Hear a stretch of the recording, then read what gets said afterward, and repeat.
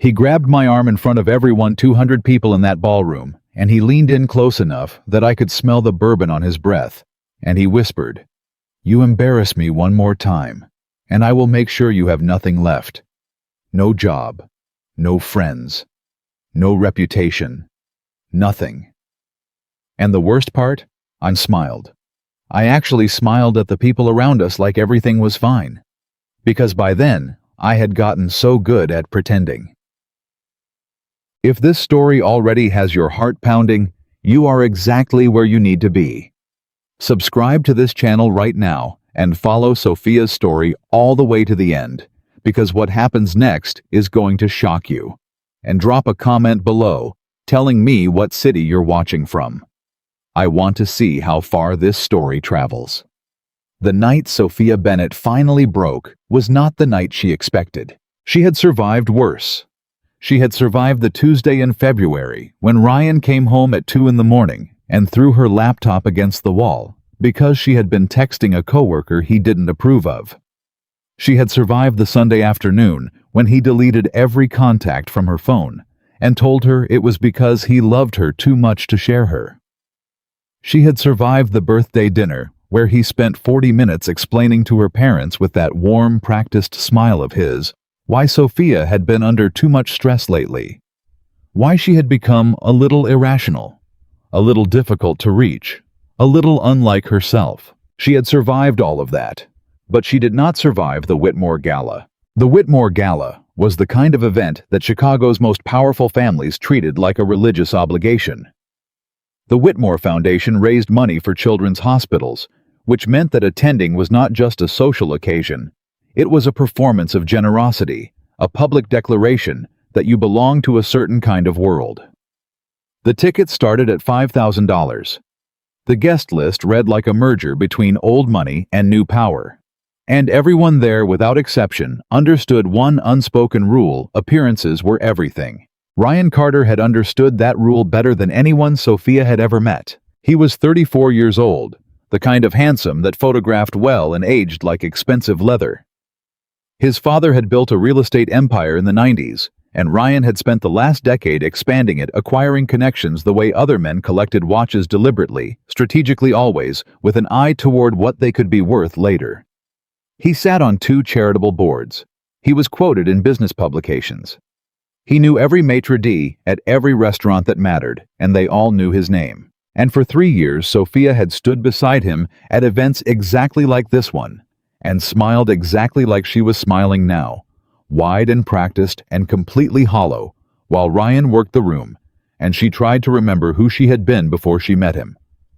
She had been someone. She knew that much. She had built her interior design business from a single studio apartment, taking on small residential projects and pouring everything she had into making other people's spaces feel like home. She was good at it. Not just technically good, she had a gift for understanding what people actually needed from the spaces they lived in, what they were really asking for when they said they wanted something warmer, something more welcoming, something that finally felt right. Her clients didn't just hire her, they trusted her. They called her months after a project wrapped to tell her that something about coming home had changed. That version of herself felt very far away tonight. Tonight, she was standing near the bar in a midnight blue gown that Ryan had selected, wearing the pearl earrings Ryan had given her for Christmas, with the specific instruction that she wear them to events, because they photographed well against her dark hair, holding a glass of sparkling water she hadn't touched, because Ryan had mentioned twice in the car that he didn't want her drinking tonight. He needed her sharp. He needed her present. He needed her to not embarrass him the way she had at the Kellerman dinner last month. She still wasn't entirely sure what she had done at the Kellerman dinner. "You're doing the thing," said a voice beside her. Sophia turned. Diane Whitmore, the 63-year-old matriarch of the family that funded this entire evening, had materialized at her elbow with a glass of champagne and the kind of direct, uncurated expression that only very wealthy women past a certain age were allowed to wear in public. "What thing?" Sophia asked. "The thing where you stand very still and smile very hard and look like someone who is working extremely hard at being invisible." Diane sipped her champagne. I've been watching women do it at my events for 40 years. It doesn't get less obvious with practice. Sophia felt something move in her chest. Something old and careful and afraid. I'm just tired, she said. Long week. Diane looked at her for a moment, not unkindly, not with pity, but with the frank assessment of a woman who had seen too much to pretend she hadn't. Of course, she said, and then she moved on. Sophia watched her go and felt the smile slip from her face for 3 full seconds before she put it back. That was when Ryan appeared. He came from the direction of the East Wing, where she could see the residual cluster of men in dark suits who were always drawn into his orbit. At these things, investors, developers, men who knew other men who controlled other things. His expression was pleasant and smooth until he was close enough that only she could see his eyes. Where were you? He said quietly. It sounded like a question. It wasn't. I was here, she said. By the bar. I told you that's where I'd be. I needed you 20 minutes ago. I needed you to meet the Alderton group. His voice stayed low and even, which she had learned years ago was far more dangerous than shouting. Ryan never shouted in public. Public anger was uncontrolled. Public anger was messy. David Alderton's wife asked where you were. Do you understand how that looks? Ryan, I didn't know you needed me at a specific time. You said to wait.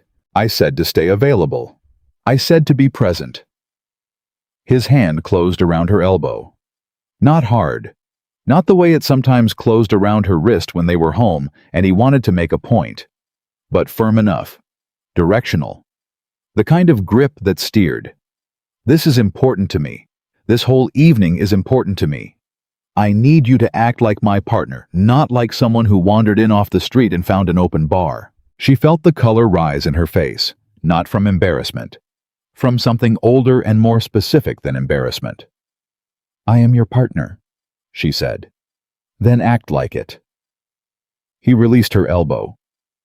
The pleasant expression returned as someone nearby caught his eye, and he turned to greet them with a laugh that sounded genuine, even from 3 feet away. Sophia stood exactly where she was. She stood there for 60 seconds, maybe 90, while the noise of the gala rose and fell around her, and the glass of sparkling water went warm in her hand. She stood there and felt the familiar process begin.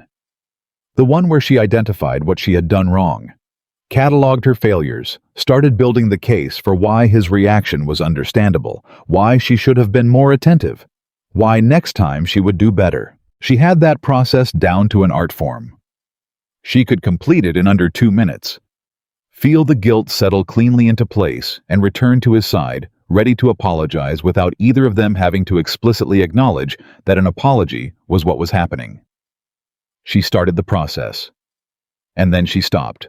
She stopped because something was different tonight, something she couldn't name, yet some small and stubborn part of herself that she thought Ryan had successfully dismantled over 3 years of careful patient work was refusing to cooperate, refusing to begin. Sitting cross-armed somewhere in the center of her chest and saying with a clarity she hadn't felt in years, "No, not tonight. I'm not doing this tonight." She set the glass of sparkling water on the bar. She picked up her evening bag. And she walked toward the side exit of the ballroom. She wasn't running. Not yet. She was walking with the measured, purposeful movement of a woman who needed a moment of air, who was going to step outside and collect herself and come back in 3 minutes. That was what it looked like. She was almost sure of that. But she didn't stop at the side exit. She kept walking. She walked through the venue's side corridor, past the catering station, past the security checkpoint, and out through a service door that opened onto a narrow side street where the November rain was coming down hard and cold, and absolutely indifferent to the fact that she was wearing 4-inch heels and a gown that cost more than her first month's rent in the studio apartment where she had built her business. She stood in the rain for about 5 seconds before she understood that she was not going back inside. Not tonight.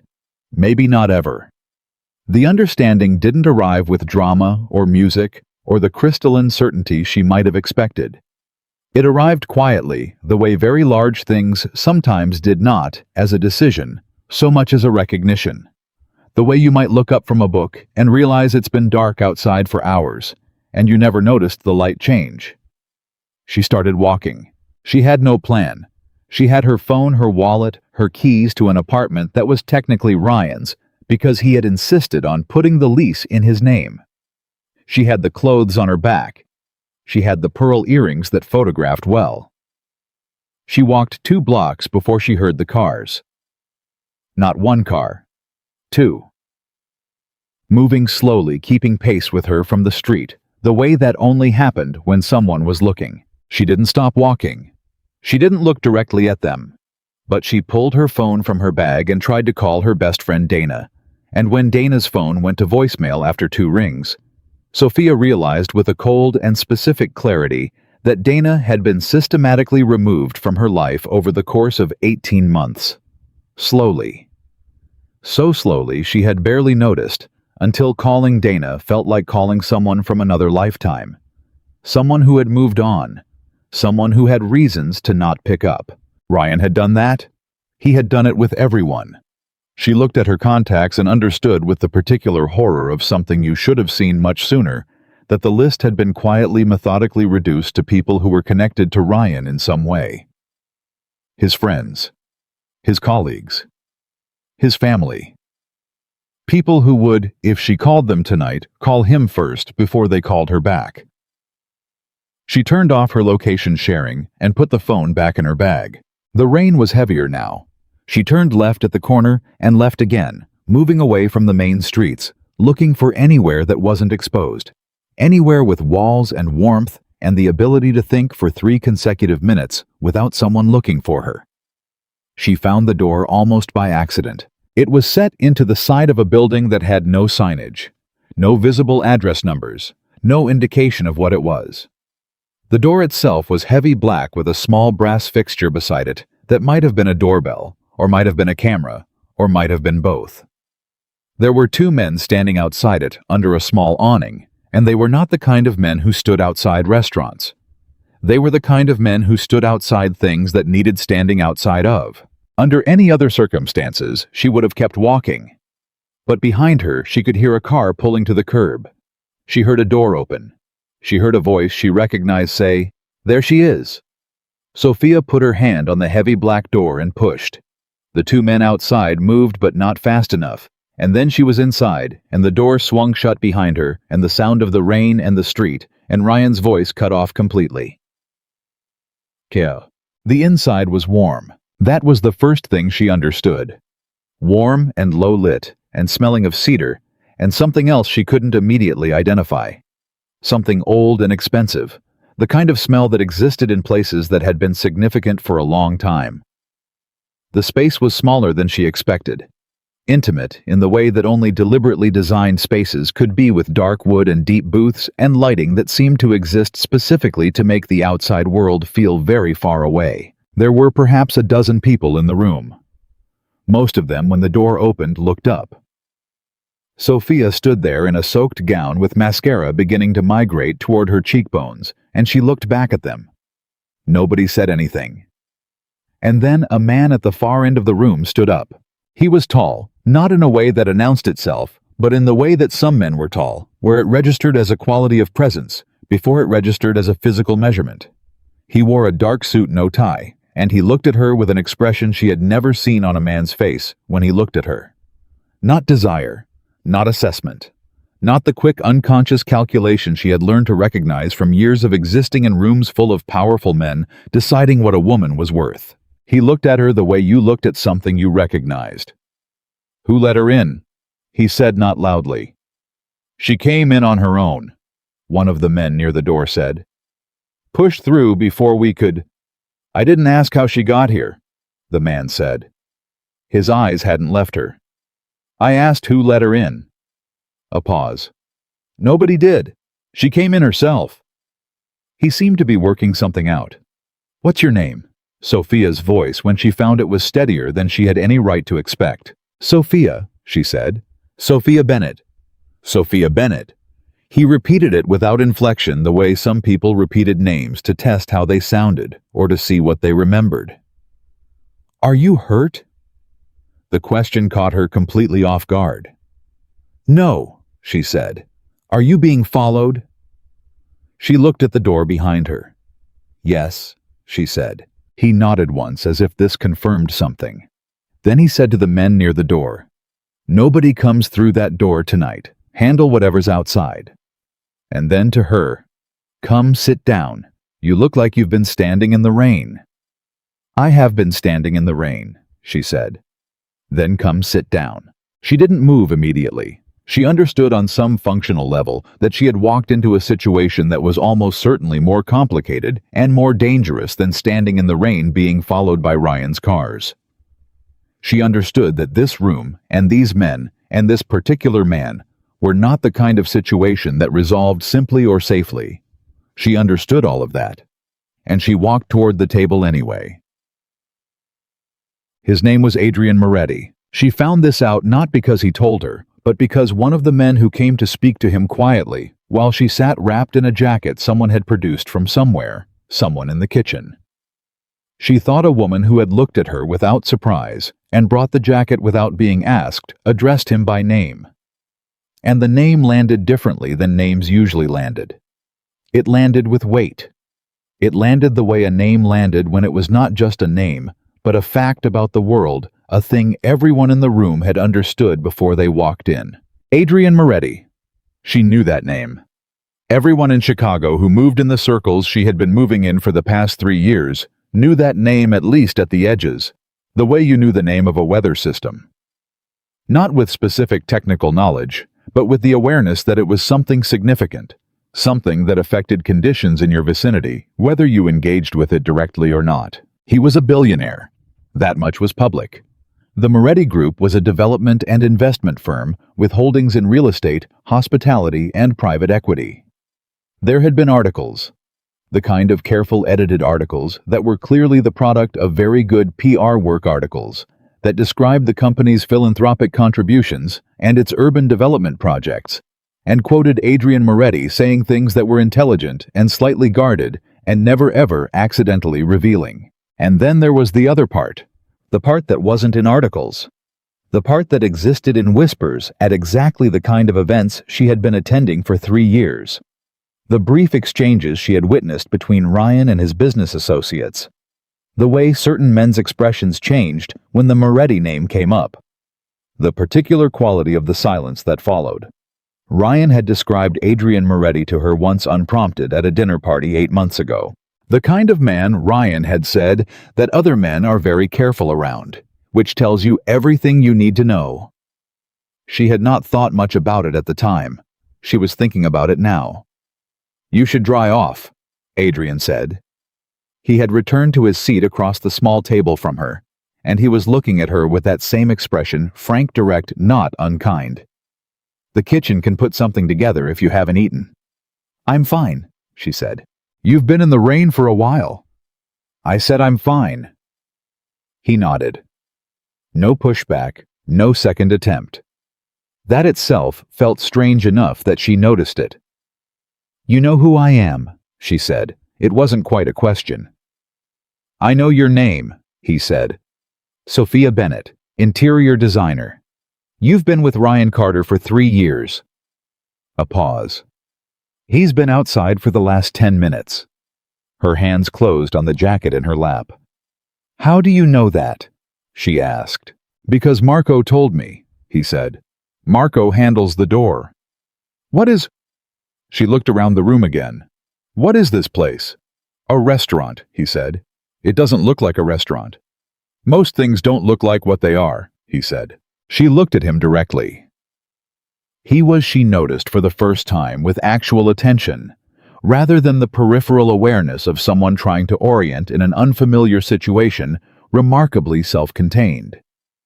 Not in the cold, coiled way that powerful men sometimes were, not the stillness of something suppressed. More like the stillness of something that had simply stopped needing to perform. His face was sharp-featured without being harsh, and there was something around his eyes that might have been tiredness, or might have been something older and more settled than tiredness. "Ryan is going to come in here," she said. "No," Adrian said. "He's not." "You don't know Ryan." "I know enough about Ryan Carter."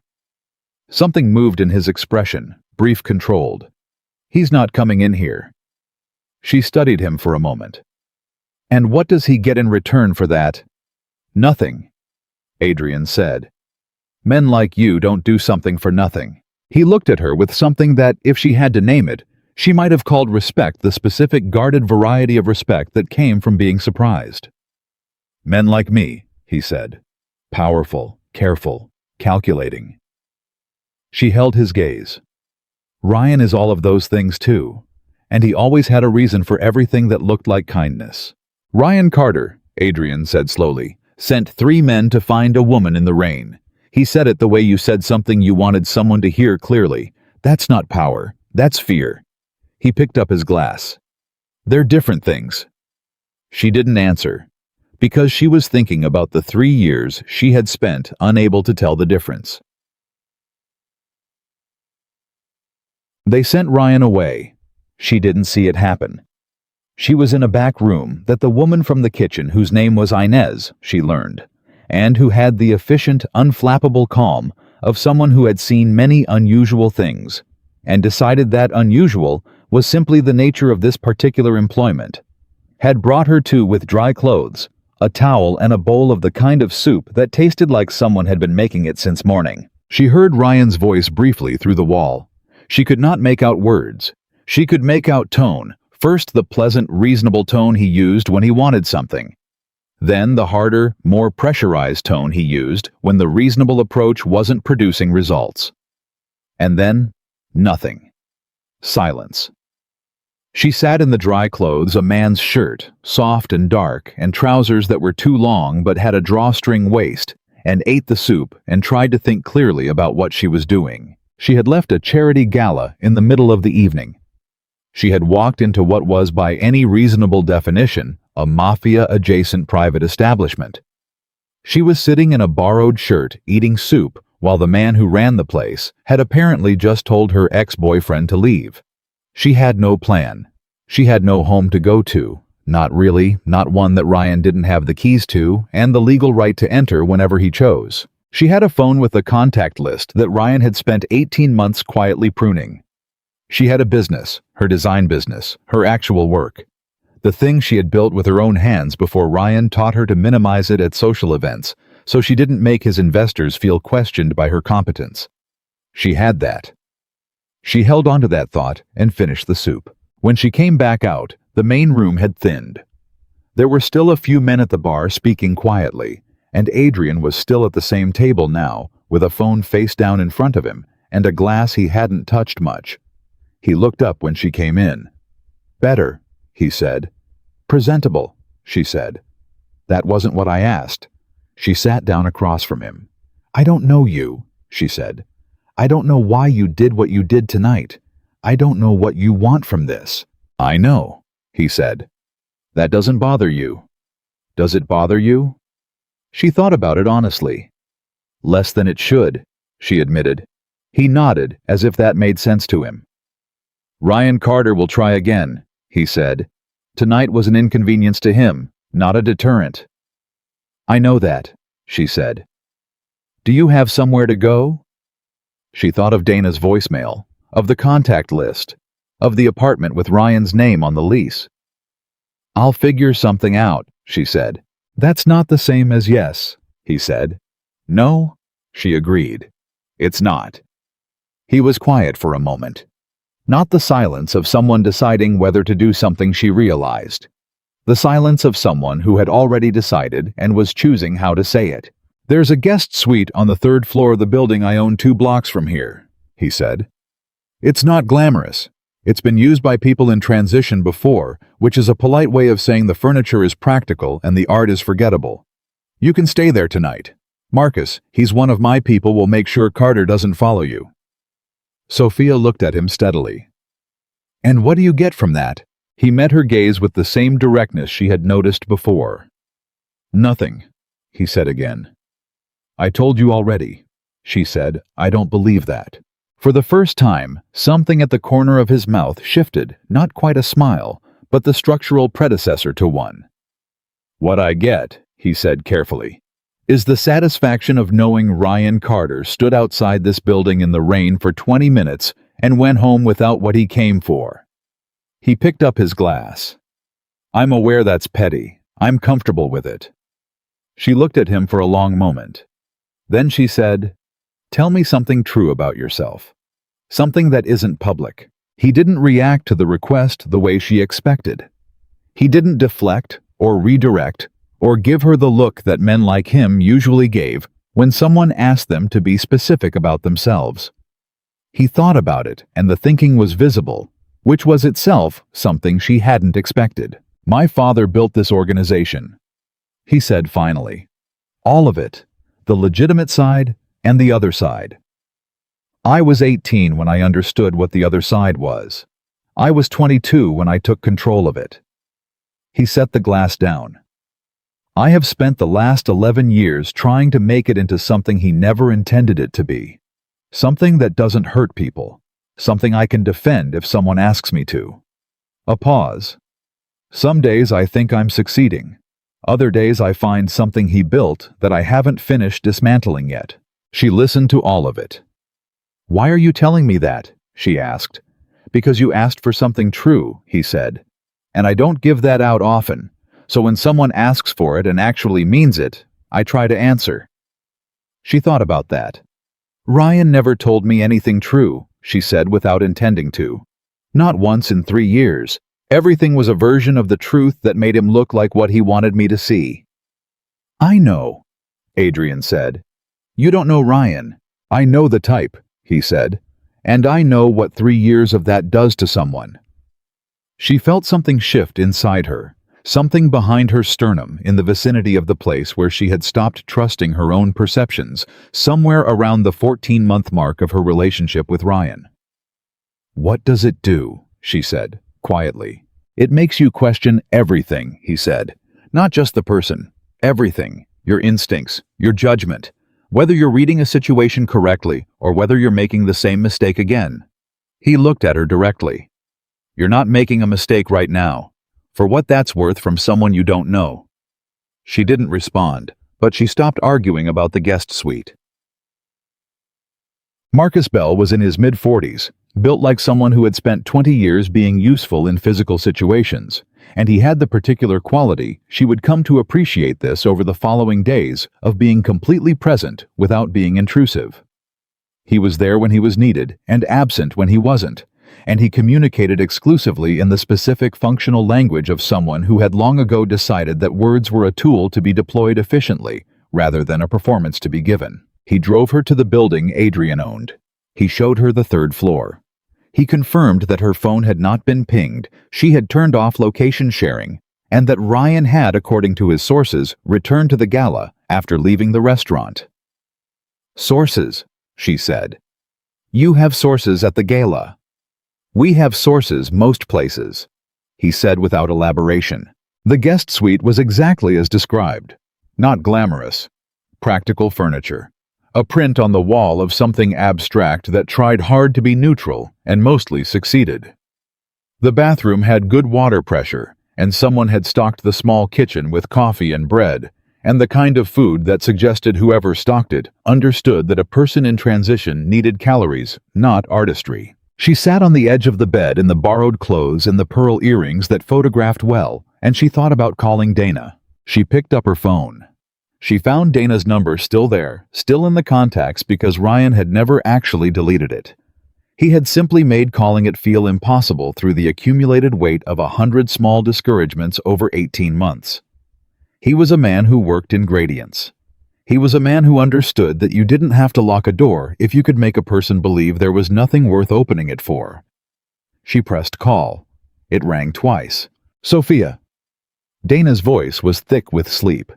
It was after midnight now, and confused, and then rapidly urgently awake. "Sophia, where are you? Is everything okay?" And Sophia, sitting on the edge of a bed in a building owned by Adrian Moretti, with a view of nighttime Chicago through an unfamiliar window, said, "I left him." And Dana said without hesitation, without any of the careful, measured responses that Sophia had been training herself to expect, "Oh, thank God. Where are you? What do you need?" Sophia felt her throat close. She had not cried once tonight. Not at the gala, not in the rain, not in the restaurant. She cried now. Not because she was broken, not because she was afraid. Because Dana had answered like, that was the only possible answer. Like there was nothing in the question of, where are you? What do you need except exactly what the word said? She cried because she had forgotten what it felt like when someone meant what they said. Ryan called at 7 in the morning. She didn't answer. He called again at 7:12, 7:28, and 7:41. At 8 o'clock, he sent a text. Sophia, I know you're upset. What happened last night was not okay, and I take responsibility for that. I spoke to you in a way that wasn't fair, and I'm sorry. Please come home so we can talk. I'm worried about you. She read it 3 times. She had read text like it before. She knew the architecture of this particular message by heart, the specific proportions of responsibility and concern, the way the apology was calibrated to sound genuine without actually conceding anything specific. The word home used with a weight that reminded her whose name was on the lease. She put the phone face down on the kitchen counter and made coffee. At 8:40, there was a knock at the door of the suite. She opened it to find Marcus holding a paper bag from somewhere that smelled through the bag like good pastry and a coffee from somewhere that smelled like the kind of place that took coffee very seriously. Mr. Moretti thought you might not have eaten, Marcus said. Mr. Moretti thinks about a lot of things, she said. That's accurate, Marcus said. She took the bag. Is he... She stopped. She hadn't meant to ask. He's downstairs, Marcus said. He said to tell you there's no obligation. Whatever you need today, whether that's space or help with something or just the pastry, that's what's available. She stood in the doorway of the practical, forgettable guest suite in the borrowed clothes with the coffee in her hand.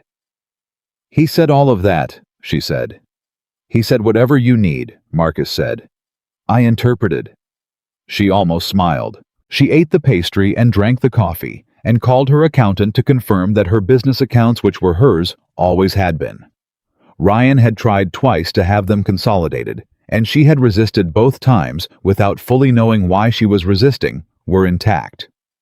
They were. Then she called her landlord contact from 3 years ago, a woman named Patricia, who had the kind of organized, efficient energy that Sophia had always admired, and asked if she knew of any available short-term furnished apartments. Patricia knew of 3. Sophia took the information. She was doing what she had always done, even when she forgot she could do it, making a plan. Building a structure. Moving toward the next thing.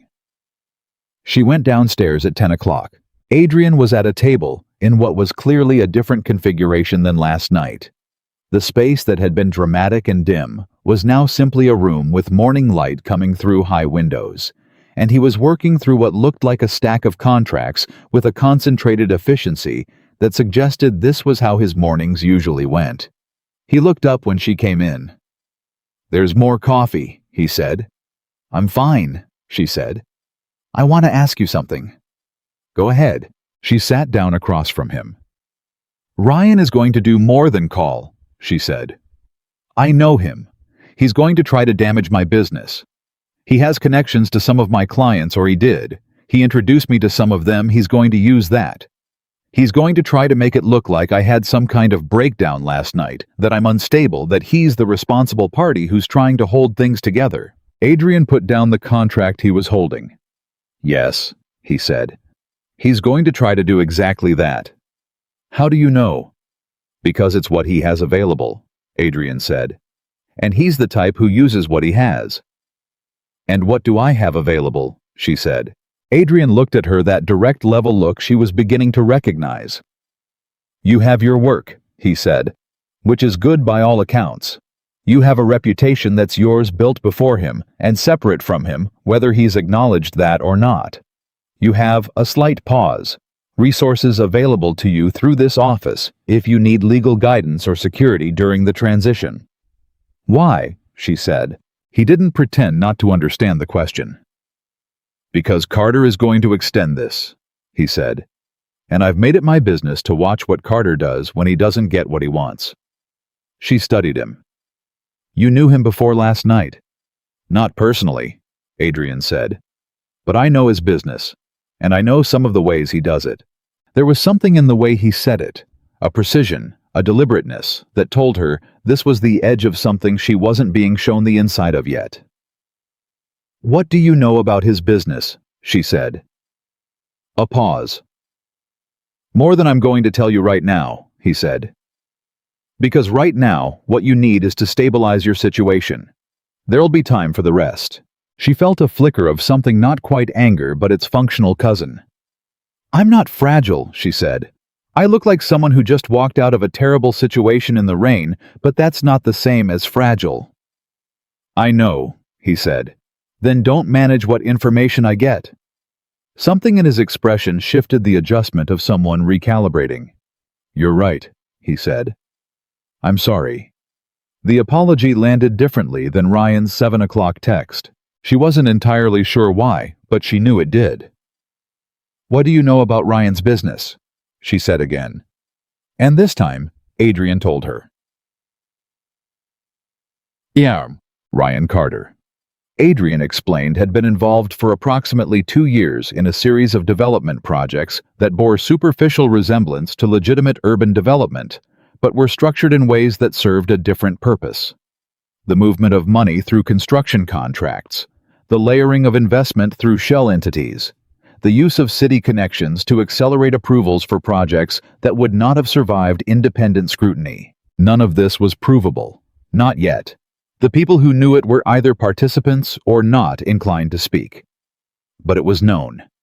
And the people who knew it included Adrian, set a faction inside his own organization that had been operating with increasing independence over the last 14 months, a faction whose interests aligned in certain specific ways with Ryan Carter's interests. You're telling me, Sophia said slowly, that Ryan is connected to people inside the Moretti organization.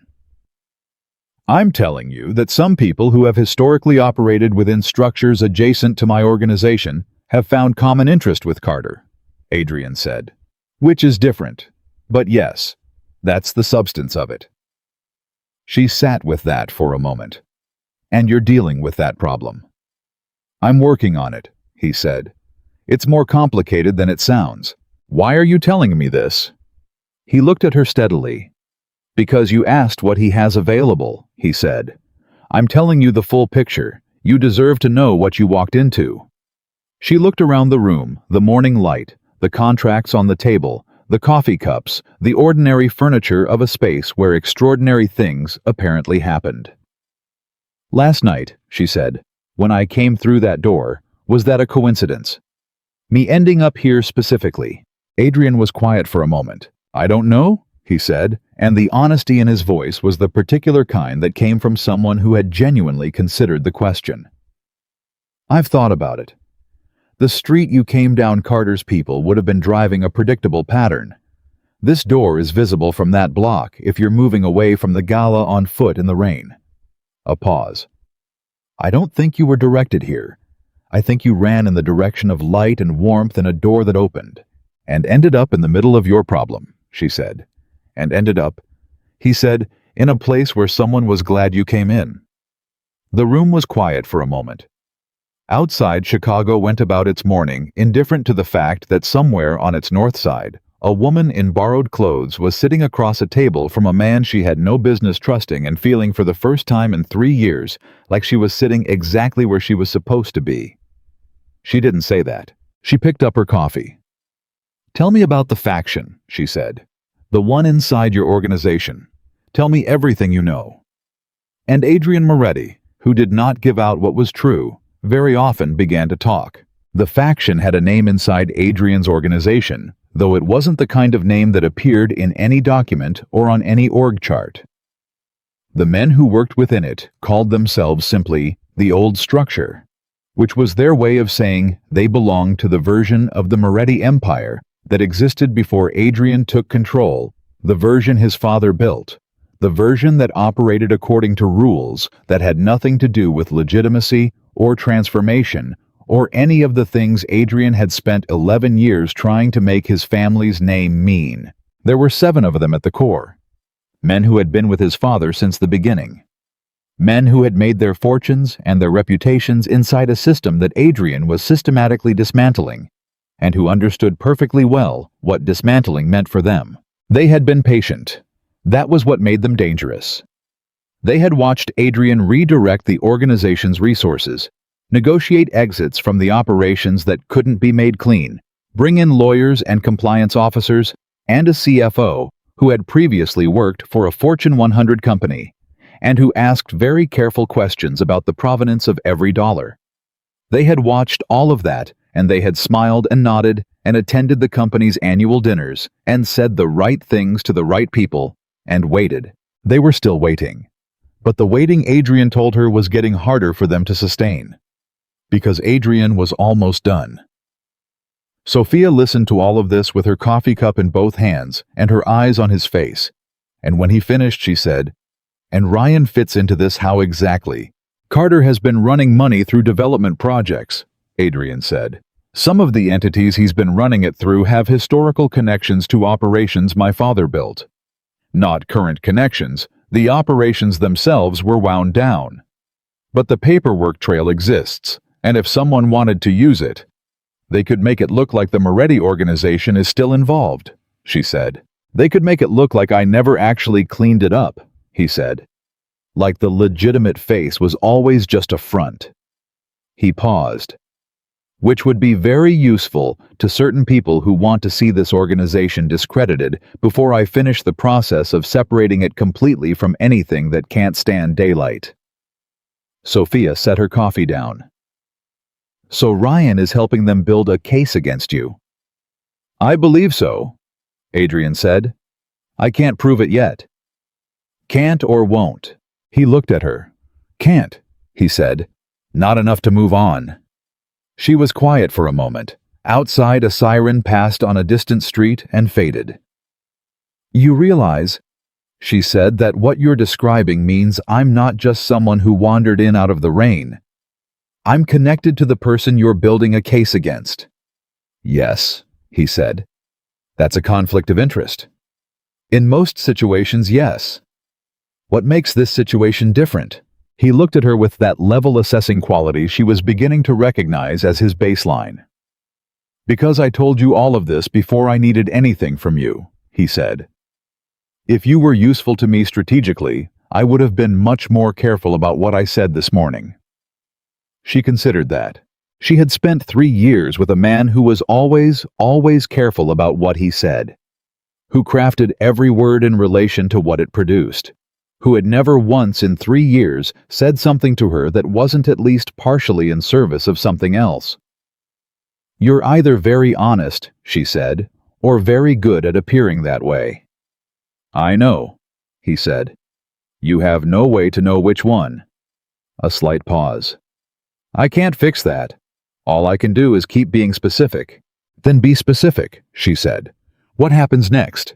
And that was where part 1 had ended, and part 2 truly began, not in a moment of revelation or drama, but in the particular unglamorous work of 2 people deciding independently, and then together, what to do about an impossible situation.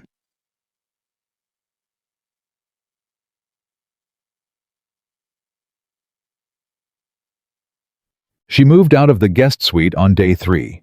Not because it wasn't adequate, it was, and not because Adrian pressed her, because he didn't. She moved because staying felt like waiting for something to happen to her, and Sophia Bennett had spent 3 years in that particular posture, and she was finished with it. Patricia found her a furnished apartment in Lincoln Park. 1,200 square feet, a kitchen that had been renovated sometime in the last decade, windows that let in actual light. It was hers, her name, her security deposit, her keys. She stood in it the first afternoon with nothing but her purse and the clothes she had retrieved from the apartment she used to share with Ryan, which Marcus had accompanied her to collect on day 2, in a retrieval that had taken 40 minutes and felt like diffusing something. Ryan had not been there. His absence was, she suspected, tactical. She stood in her new apartment, and she made a list. It was the kind of list-making she had done in the beginning before Ryan, when she was running her business out of the studio, and every decision was purely hers, prioritized, ordered, attacked in sequence. She had the list done in 20 minutes. She sent 3 emails to existing clients reassuring them that she was transitioning to a new office setup, and everything was on track.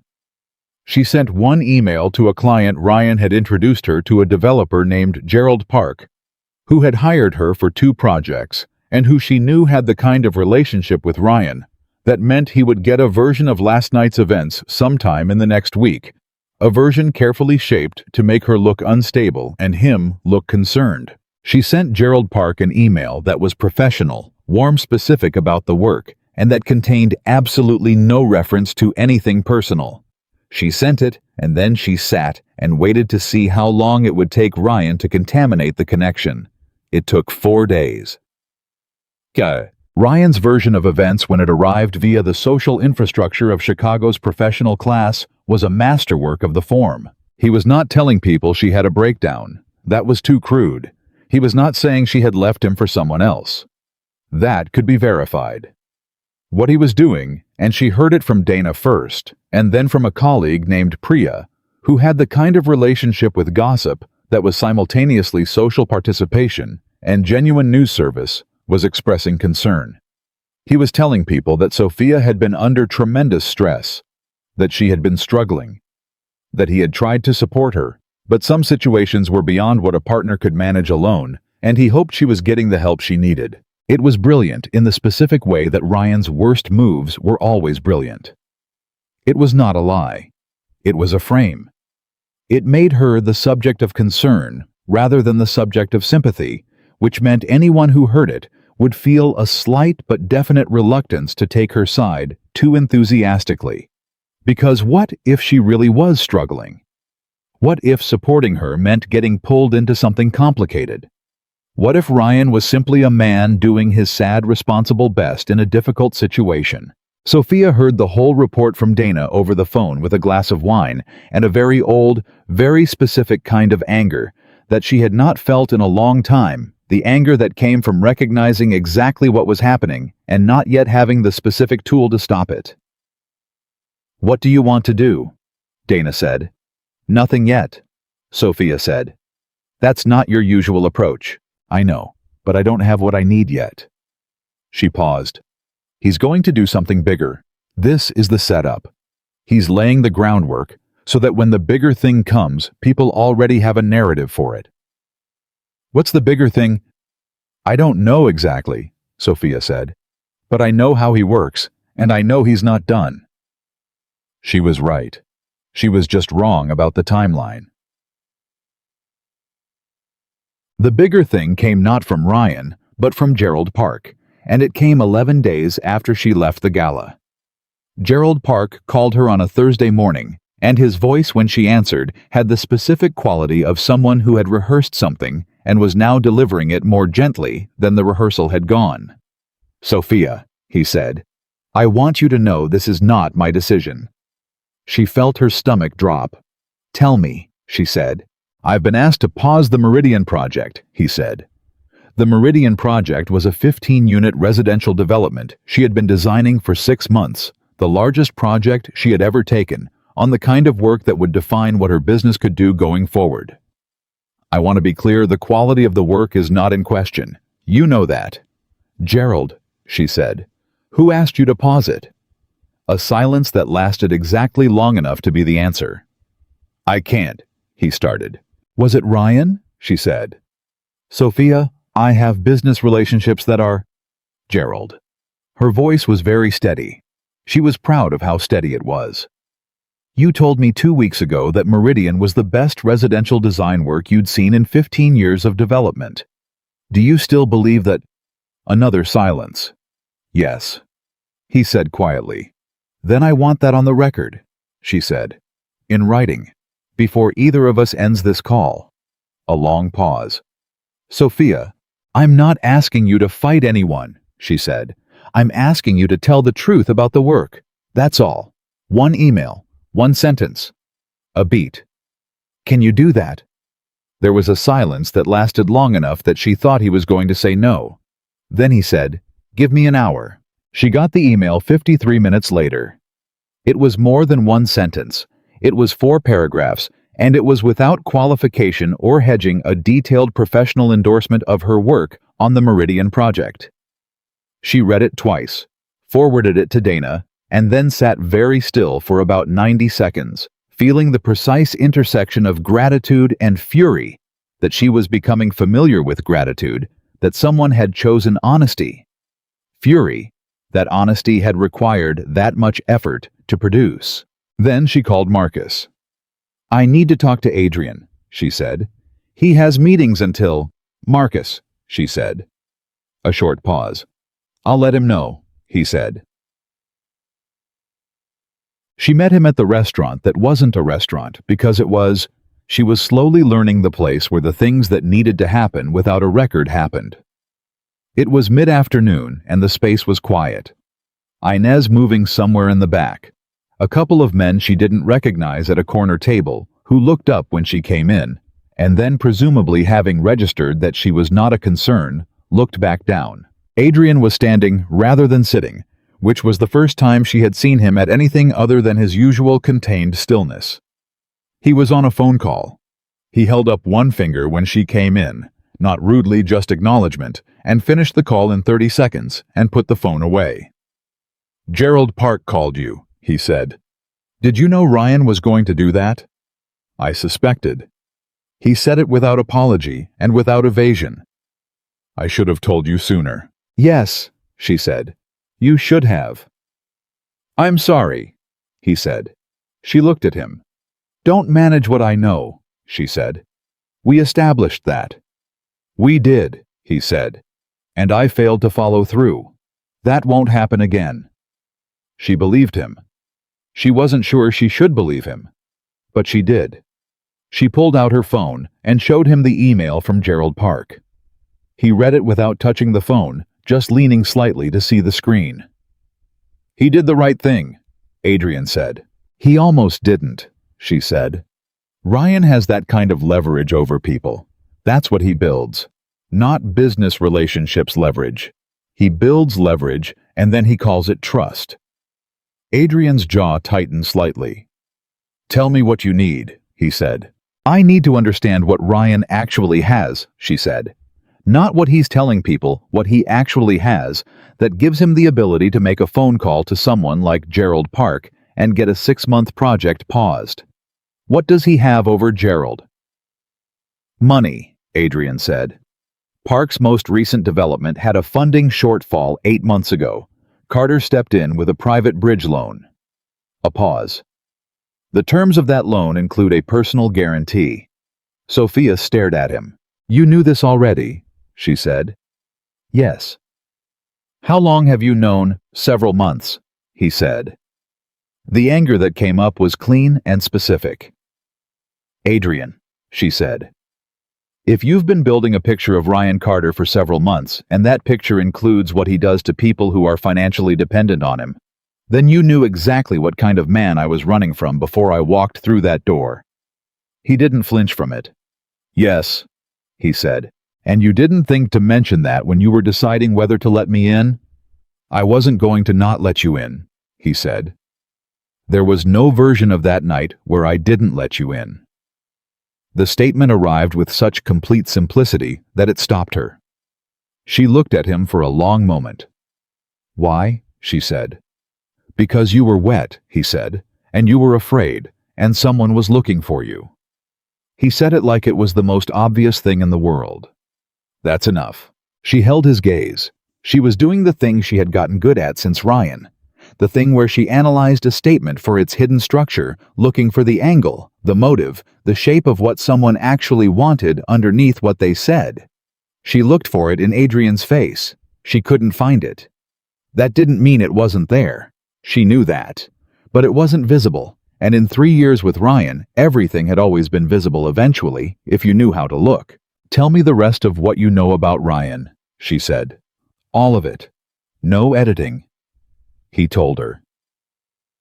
The rest of what Adrian knew about Ryan Carter took 40 minutes to fully explain, and by the time he was done, Sophia had a feeling she recognized from her work, the feeling of a space finally revealing its bones, the underlying structure becoming visible after you'd been living with the surface long enough.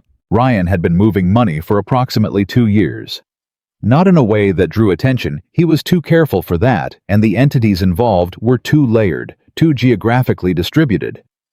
But the pattern was consistent. Development projects in 3 cities. Construction contracts going to companies that didn't build anything. The money reappearing in the accounts of entities that were nominally in hospitality or retail. The connection to the old Moretti structure was specific. 3 of the shell entities had addresses that were legacy remnants of companies his father had created in the late 90s. Companies that had been nominally wound down, but whose filing statuses had been allowed to become dormant rather than formally dissolved. Someone had found them, dusted them off, and started using them. And that someone, Sophia said, is connected to the faction inside your organization. Dominic Reyes, Adrian said. He's been with the organization for 22 years. He was my father's operations manager. He's been nominally retired for 4 years. A pause. He introduced Carter to the structure. Do they know each other socially? They met through a real estate industry association 18 months ago, Adrian said. Publicly, it looks like a business relationship, the kind of thing that happens at those events constantly. He stopped. What I can't figure out is who approached who. Sophia thought about it. Ryan, she said. Adrian looked at her. It was Ryan, she said. I know how he works. He reads people. He figures out what they need and he shows them that he can provide it. If Reyes was looking for a way to damage you, Ryan would have found that out within 2 meetings. She paused. He's good at finding what people want to protect, and then making himself essential to protecting it. She heard herself saying it and felt the particular hollowness of recognizing a skill she had been subject to for 3 years. You're describing what he did to you, Adrian said quietly. I'm describing what he does, she said. To everyone, to Gerald, to me.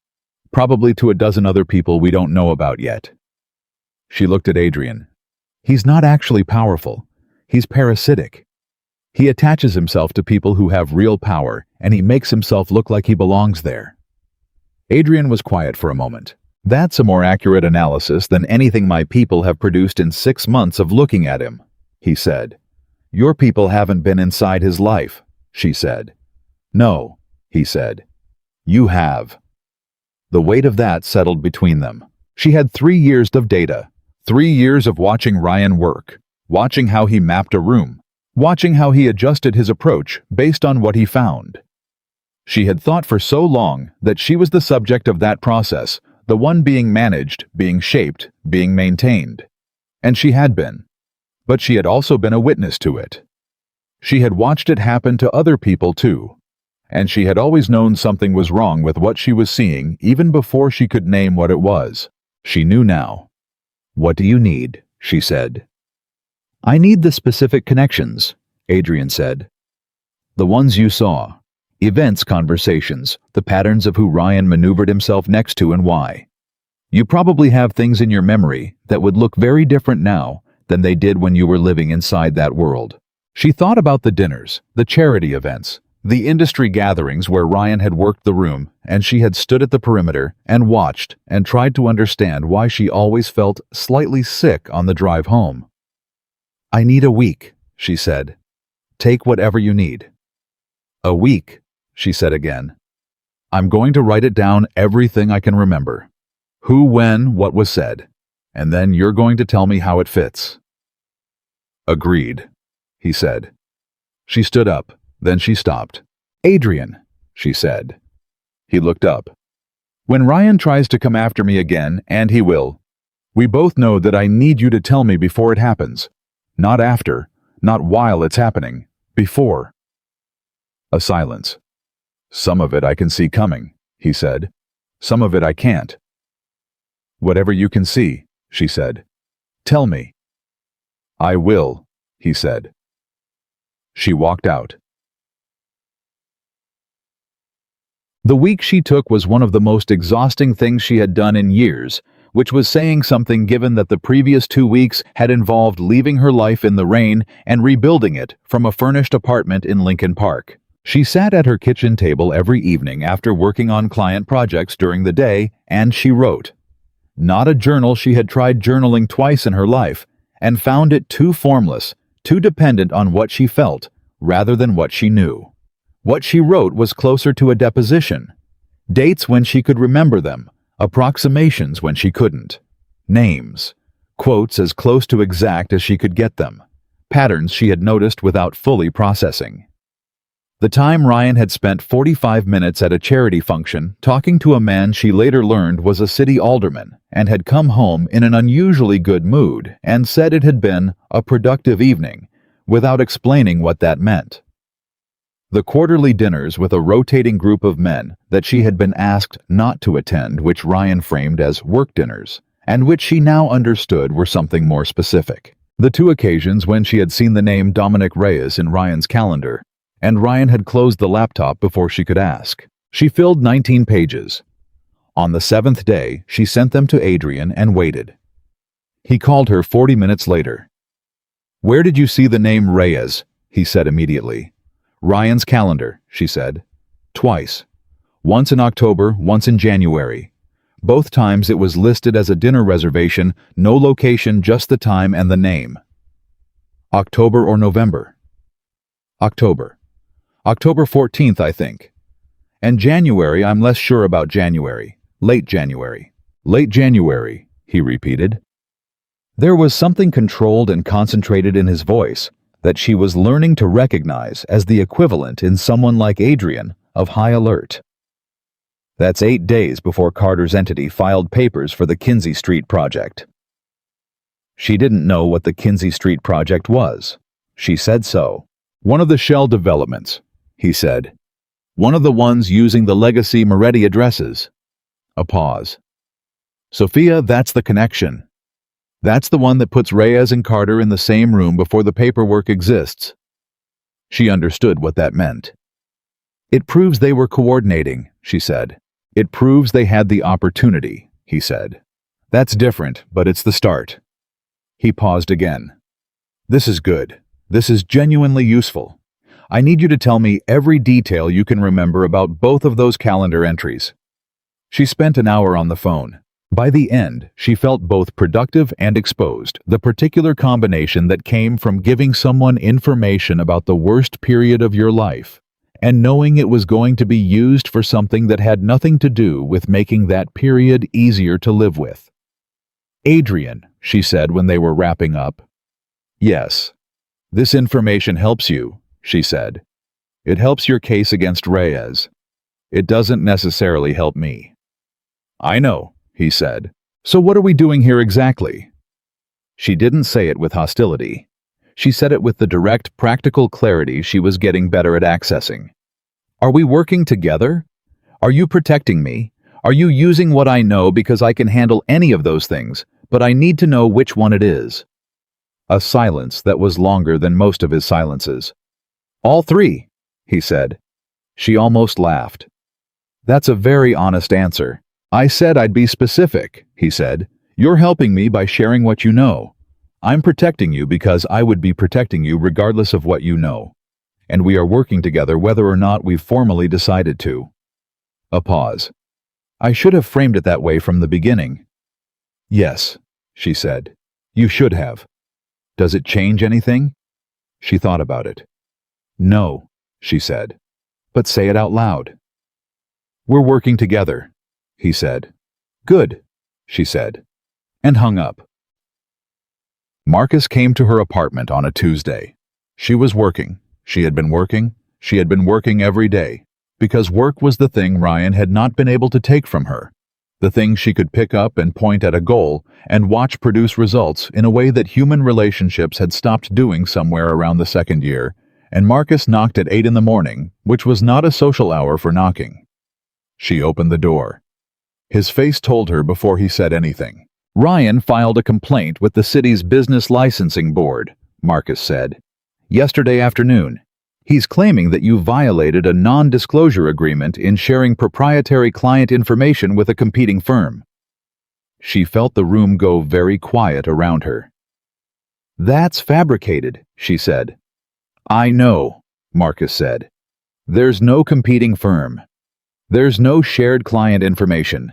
There's no NDA that covers what he's describing. I know, Marcus said again. But the complaint is filed.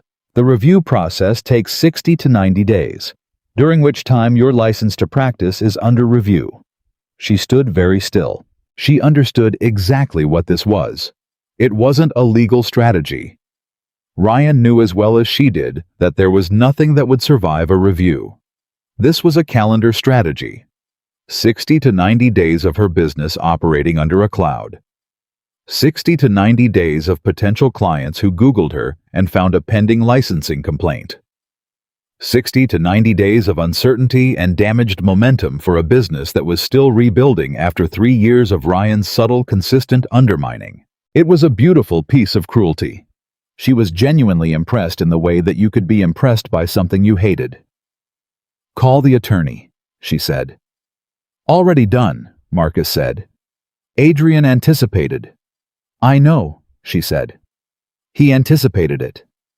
She was not angry at that. She was trying to figure out how to feel about a man who had been watching the chessboard on her behalf for weeks and moving pieces she hadn't known existed. What else? Marcus looked at her steadily. Ryan had dinner last night with Dominic Reyes and a man named Victor Hale. She knew the name Hale from the pages she had written. Victor Hale was a city official, mid-level, not famous, the kind of person who existed in a specific functional role in the infrastructure of how things got done and not done in a city the size of Chicago. She had seen Ryan talk to him at 2 events. She had noted his name because Ryan had been unusually deferential, which was rare enough that it registered. Victor Hale is the deputy director of the licensing division, she said. Marcus looked at her. Yes, he said. The pieces assembled themselves with horrible clarity. The complaint was already going to happen, she said. And the dinner was Ryan making sure it would be handled by someone he has a relationship with. That's what we believe, Marcus said. She thought for a moment. Then she said, Where did they have dinner? Marcus told her the restaurant. Do you have anyone who can confirm they were together, a receipt, a reservation, a witness? We're working on it. Because that dinner, she said, is the connection between the complaint and a city official. That's not just Ryan harassing me. That's interference with a regulatory process. That's something different. Marcus was looking at her with what might have been surprise quickly disciplined. Yes, he said. That's what Adrian is working to document. Then document the dinner first, she said. That's the priority. She picked up her phone. And tell Adrian I want a meeting, today. The meeting happened at 2 o'clock. She had spent the morning on client calls and made herself be fully present for each of them. Not because it was easy, it wasn't, but because she understood in a way she had not always understood during the Ryan years, that her business was her leverage. Not leverage over Ryan, not leverage over Adrian, not leverage over anyone in particular, leverage over her own life. The ability to say, I built this. I can sustain it. Whatever you do to me, I can outlast. She arrived at the restaurant that wasn't a restaurant 5 minutes early. Adrian was already there.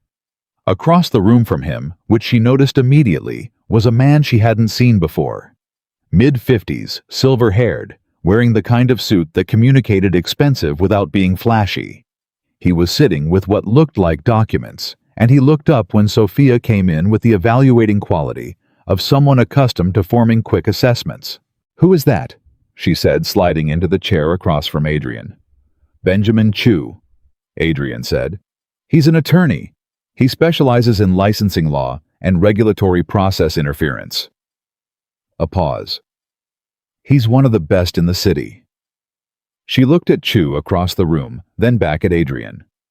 You were already moving on this before I called this morning. I was moving on this the moment the complaint was filed, Adrian said. She was quiet for a moment. She had spent 3 years with a man who moved pieces around the board on her behalf and told her it was love. She was sitting now with a man who moved pieces around the board on her behalf and made no particular claim about what it was. The difference mattered. She was still working out exactly why. What does Chu need from me? She said. A full account of your business relationship with Ryan, Adrian said. Every project he was involved in, every introduction he made, every client who came through his connections. Chu is looking for the boundary between your independent work and his network, because the complaint relies on a claim that the two are entangled. If Chu can demonstrate they're cleanly separate, the complaint has no factual foundation. They are cleanly separate, Sophia said. I was always careful about that. Ryan hated it. He thought keeping them separate was a way of not committing to the relationship. She paused. It was actually just me protecting my work. Good, Adrian said. He almost smiled. Then Chu has everything he needs. She looked at him. You knew I would have kept them separate. I thought it was likely, he said. You're not someone who gives up control of the things you built. It was a statement so accurate about who she was, or who she was becoming again in these stripped-down weeks since the gala, that she sat with it for a moment before she answered. No, she said. I'm not. She met with Benjamin Chu for 90 minutes.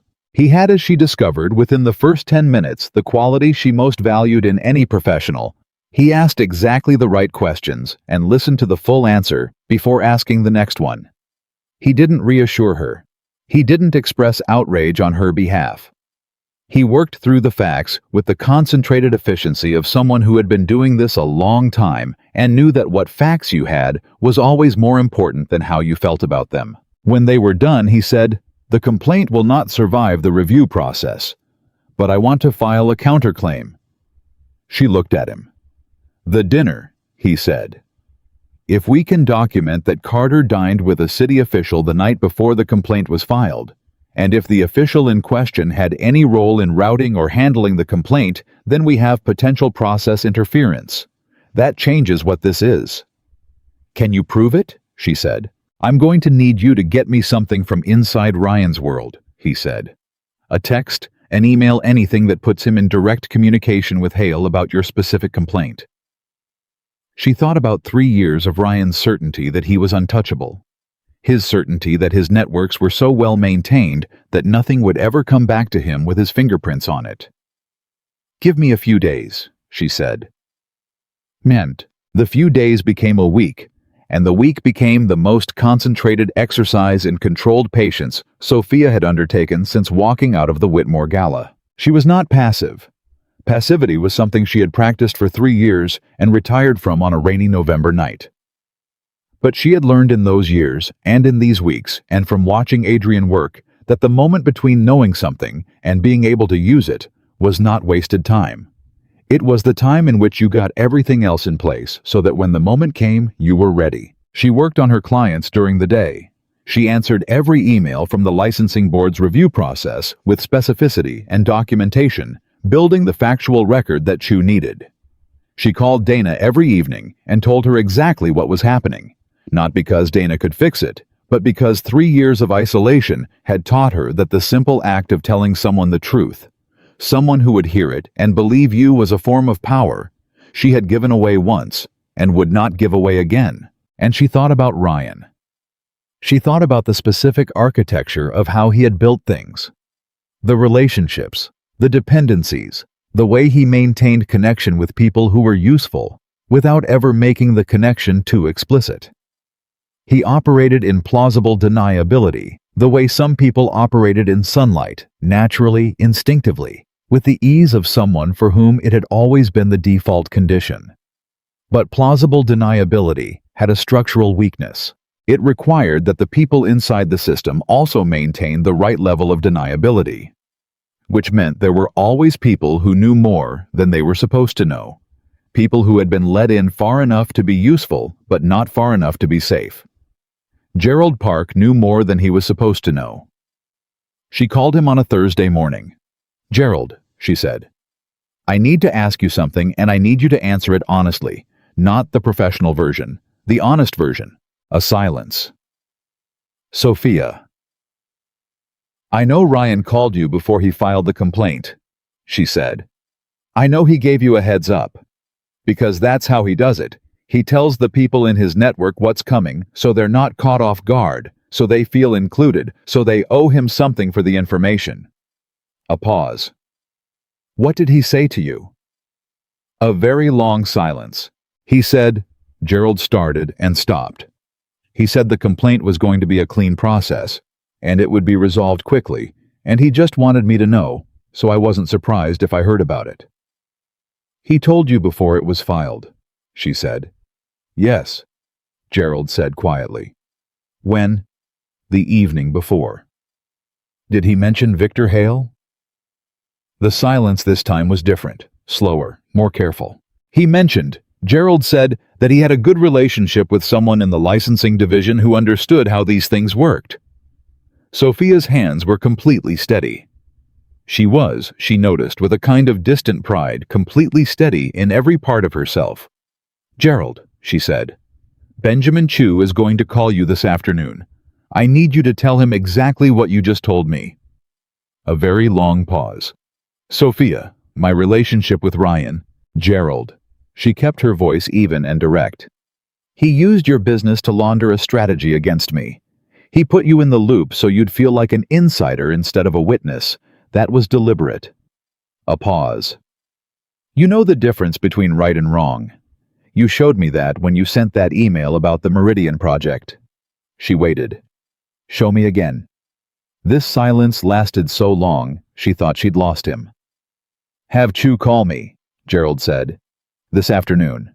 She called Adrian's number before she even said goodbye to Gerald. He picked up on the second ring. We have it, she said. She heard him breathe. Tell me, he said. She told him. There was a silence on the other end of the line, and inside that silence, she could feel the weight of what was shifting, not just in the legal case against Ryan, not just in the regulatory complaint, but in the larger structure of what Adrian had been trying to build for 11 years, and what Reyes and Carter together had been trying to stop. Ryan made a mistake, Adrian said. He made several, Sophia said. But the specific one was including Gerald. He trusted Gerald to stay inside the network out of self-interest. He didn't account for the possibility that Gerald had a conscience he'd forgotten he had. That's the problem with systems built on leverage, Adrian said. People are not leverage. They're people. Yes, she said. He never figured that out. She paused. Outside her apartment window, the city was doing what cities did, ongoing and different, full of the specific noise of several million people, all managing their own situations simultaneously. Adrian, she said. Yes, Reyes is going to find out that Carter's network is coming apart, she said. When that happens, he's going to move. Whatever he has planned, the thing he's been waiting for all these months while you finished cleaning up your father's legacy, he's going to accelerate it. A silence. I know, he said. Are you ready for that? Another silence, longer this time, the kind that came not from evasion, but from actual consideration of an actual question. I think so, he said, but I'd rather not be doing it alone. She heard the statement in its full weight. She thought about 3 years of being alone inside a relationship that looked from the outside like anything but. She thought about what it meant to not be alone in a way that was actually true. You're not, she said. She ended the call and stood at her window and watched Chicago going about its business below, and felt something she hadn't felt in so long, she almost didn't recognize it when it arrived. Steadiness. Real steadiness. Not the practiced, performed stillness of a woman who had learned to hold herself very still so as not to disturb anything, but the steadiness that came from standing exactly where you had decided to stand, with both feet fully on the ground, looking at what was coming and not moving. She was not afraid. She was ready. And somewhere across the city, she knew Ryan Carter was making his next move. And for the first time in 3 years, she was already a step ahead of him. The call from Adrian came at 6:40 in the morning, which was early enough that Sophia's first instinct, reaching for her phone in the dark of her Lincoln Park apartment, was that something had already gone wrong. She was right. Reyes moved last night, Adrian said. No preamble, no good morning. That itself told her everything about the severity of what he was about to say. He's been in contact with a journalist, a woman named Carol Marsh at the Tribune. She's been given a document package. Sophia sat up. What kind of documents? Financial records, he said. selectively edited financial records. They appear to show that the Moretti Group has been actively using shell entities to move money through development projects in the last 3 years. A pause. The entities in the documents are the legacy addresses, the ones Carter's been using. She was already fully awake. Her mind was moving through the implications with the focused efficiency of someone who had spent the last 3 weeks learning to read the board. Reyes is making it look like you're the one behind the shell entities, she said. Not Carter, you. Yes, Adrian said.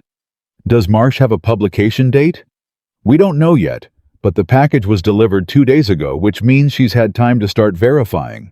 Sophia got out of bed and walked to the kitchen and started making coffee with the phone pressed between her ear and her shoulder. She did it because her hands needed something to do, and because coffee was a structural anchor, and because some part of her that had been managing crisis for 3 weeks now understood that the first thing you did when the ground shifted was find your footing. Does she know the documents are altered? Sophia said. Not yet, Adrian said. And here's the problem. The alterations are sophisticated. They're not fabrications. The underlying transactions are real. It's the context that's been stripped. The documents show money moving through the entities without showing the documentation of why those entities exist and what they were doing before Carter found them. So the truth is technically in the documents, Sophia said. Just not the whole truth. Correct. She poured water into the coffee maker and thought. You have the full documentation, she said. The papers showing the entities were being wound down, the compliance work, the legal filings. Yes. Then we get that to Marsh before she publishes. It's not that simple, Adrian said. If we go to Marsh with the counter documentation right now, we confirm that we know what she has. Which means we confirm that we have someone inside the Tribune's source chain or inside Reyes's operation. Either way, it tells Reyes more than I want him to know. She stopped. She was seeing it. You want him to think the story is going to run, she said. You want him to believe his move worked. While we work the real problem from a direction he's not watching, Adrian said. And what direction is that? A silence. Ryan Carter, he said. She put down the coffee cup. What do you mean? She said. If we can get Carter to produce documentation of his arrangement with Reyes, his role in using the entities, his communication with Reyes about the plan, then we don't need to fight the Tribune story. We hand Marsh the real story instead. A pause. A story that is considerably more interesting than what Reyes gave her. And you think Carter will produce that documentation? She said. How? Another silence. Longer. He's going to hear that the licensing complaint failed, Adrian said. Chu filed the counterclaim yesterday. Hale has been contacted by the city's inspector general. Ryan is going to find out today or tomorrow that the network he counted on inside the city licensing division is no longer reliable. He paused. When he hears that, he's going to be afraid. And when Ryan Carter is afraid, he does one specific thing. He looks for someone to blame, Sophia said immediately. Yes. He's going to go to Reyes. Yes, Adrian said. And when he does, I want to know exactly what he says. She understood what he was asking. Or not asking, he hadn't asked. He was showing her the board. He was doing what he had told her he would do. Not managing what she knew. Not making decisions for her. But laying out the situation with complete clarity and letting her decide where she stood. She stood, she realized, in the only place that made sense. Tell me what you need, she said. What should I say? What Adrian needed was access to Ryan's communication with Reyes. At the moment, Ryan panicked, not reconstructed later, not pieced together from financial records, but real time.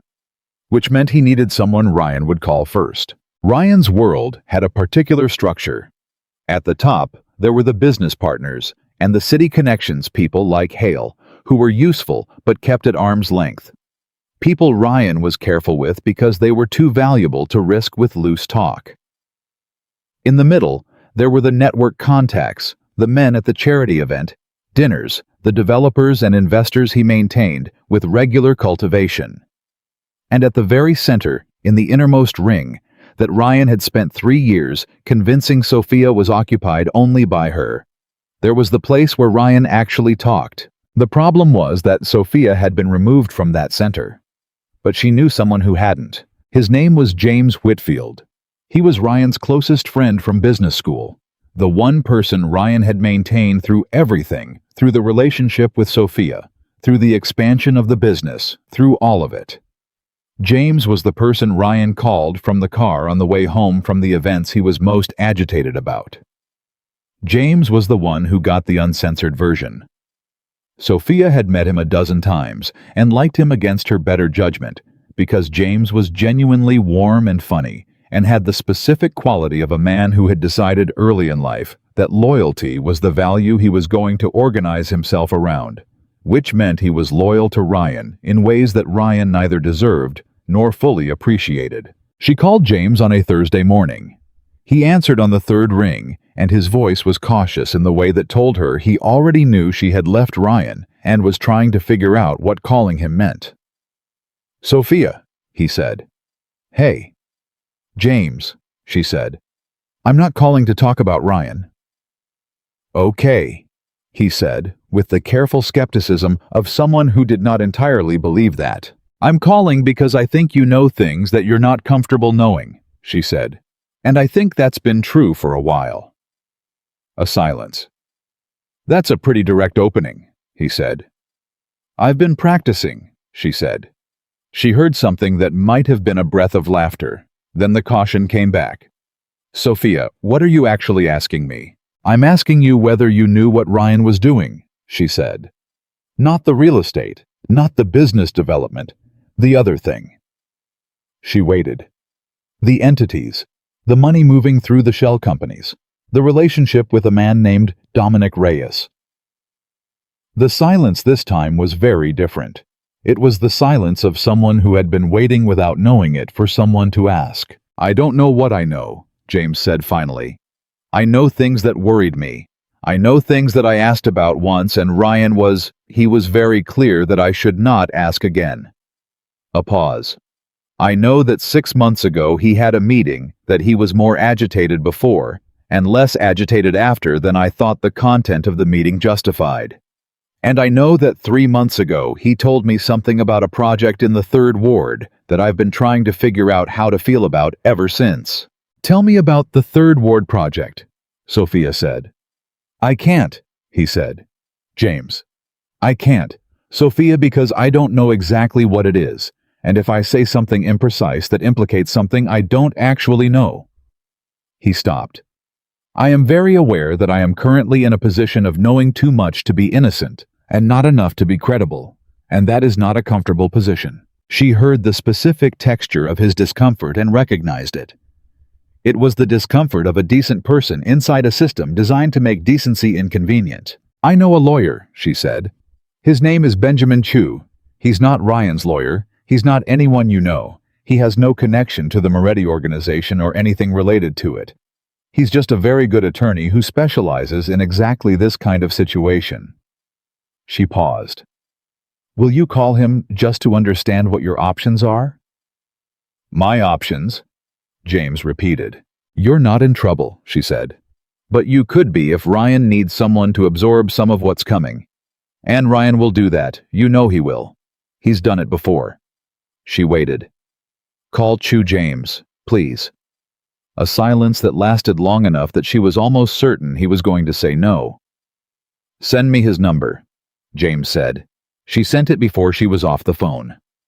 Bye. She told Adrian about James that afternoon. He listened without interrupting, and when she finished, he said, "You did that on your own." "Yes," she said. "Without telling me first."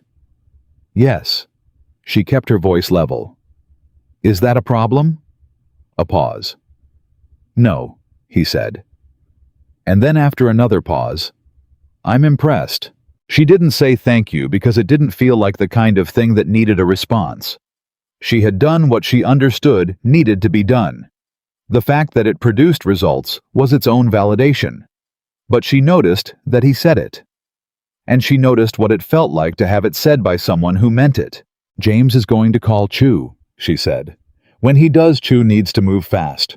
Ryan is going to hear about the complaint counterclaim in the next 24 hours. When he does, he's going to call James before he calls anyone else. That's the moment. I know, Adrian said. Chu will be ready. A pause.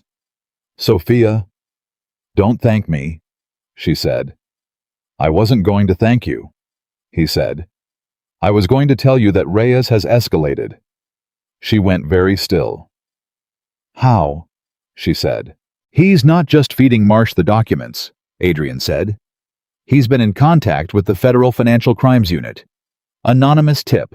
The same selectively edited documents sent to a compliance officer at the FBI field office.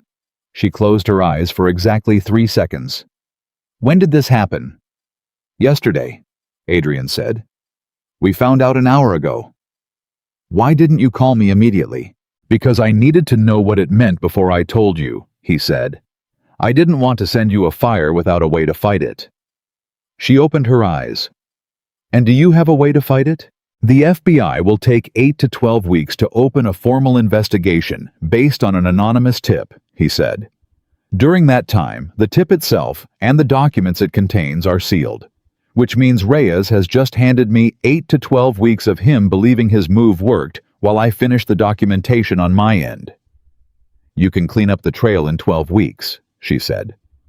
I can do it in 8, he said. I've been working toward this for 11 years. I know exactly what needs to happen. She thought about that.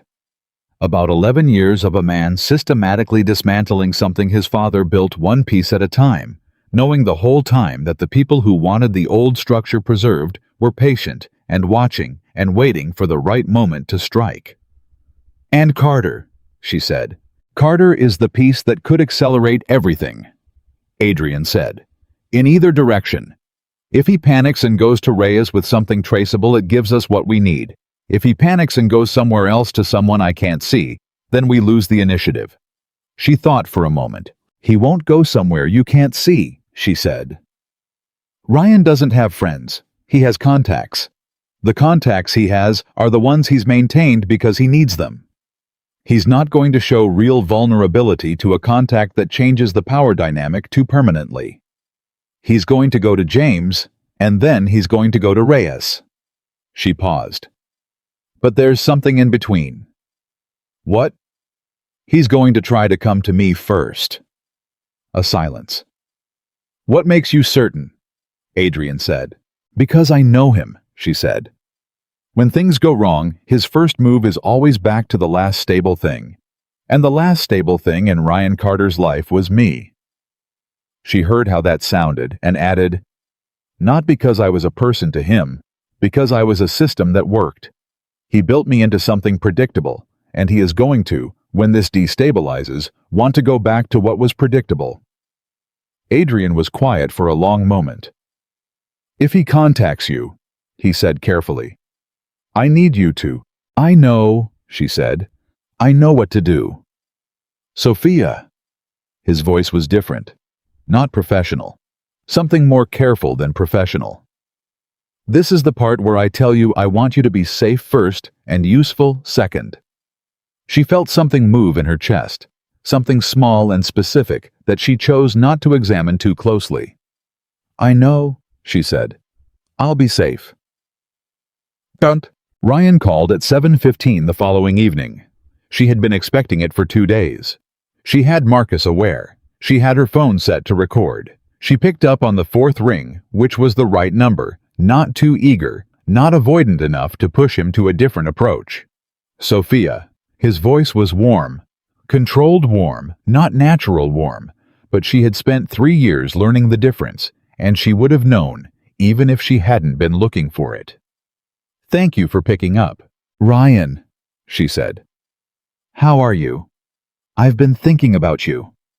A pause calibrated for sincerity. I've been thinking about us. She said nothing. I heard about the licensing complaint, he said. I heard it's been complicated. I want you to know that wasn't something I wanted, that was a misunderstanding that got out of hand, and I'm trying to get it resolved. She thought you filed it yourself. She said, okay. I want to see you, he said. I think there are things we should talk about, in person, without the intermediaries and the lawyers and—" He stopped. "I miss you. That's the truth. Whatever happened between us, I miss you and I want to fix it." She was quiet for 3 seconds. "Where?" she said. She heard him breathe. "Dinner," he said. "Somewhere neutral. You pick the place." "Saturday," she said. 7 o'clock. "Nella's on Michigan." "Perfect," he said, and the relief in his voice was so poorly concealed that she almost felt sorry for him. Almost. "I'll make the reservation." She hung up and called Adrian immediately. "He's coming Saturday," she said. "Nella's." "I heard," Adrian said. Marcus, she understood, had been monitoring the call in real time. She had known this and was not bothered by it. There was a difference between surveillance and protection, and she understood that what Adrian offered was the latter. "Are you sure you want to do this?" "Ryan is going to use this dinner to feel out whether I'm a problem," she said. "He's going to try to figure out what I know and how much of a threat I am and whether he can bring me back inside the circle. If I'm inside the circle, I'm not a threat. That's his logic." She paused. "So I'm going to let him believe he's succeeding, and then he's going to say something he shouldn't." "He might not say anything useful at dinner," Adrian said. "He will," she said, "because he can't help it. When Ryan thinks he's winning, he talks. That's always been his failure." She got to Nella's 8 minutes early and let the hostess take her coat and sat down at the table. She had specifically chosen a booth near the back with good sight lines to the entrance, where the ambient noise of the room meant a conversation could be private without being isolating. She had not worn the pearl earrings. She had worn what she wanted to wear, which were simple gold studs, and a dress she had bought herself 2 weeks ago with money from the Meridian Project's first installment. Small things. They mattered anyway. Ryan arrived exactly on time, which was itself information he was trying to be impressive, rather than asserting dominance through lateness, which meant he was more uncertain than he was letting himself acknowledge. He looked the same. That was the strange thing. She had expected him to look different, diminished, or harder, or somehow visibly marked by what she now knew about him. He looked exactly as he always had, well put together, composed, the kind of handsome that worked in soft lighting and did what it was supposed to do. "You look wonderful," he said, sitting down. "Thank you," she said. "This place is great," he said, looking around briefly. "Good choice." She waited. He ordered wine, 1 glass for each of them, though she intended to touch hers very little, and settled into the posture she recognized as his opening configuration for a difficult conversation. Warm, open, slightly self-deprecating. "I know the last few months have been hard," he said. "I take responsibility for that. I wasn't what you needed, and I handled things badly, and I'm sorry." She nodded. "I want to be honest with you," he said. "There are things going on in my business right now that have put me under pressure. More pressure than I've let anyone see." A pause. "Including you. Especially you." He looked at her with the expression she had once believed was vulnerability. "I think the pressure made me into someone I don't want to be." "What kind of things?" she said. Gentle, interested. She held the tone very carefully. "Development deals that have gotten complicated," he said. "Partners who turned out to have different ideas about how things should go." He picked up his wine.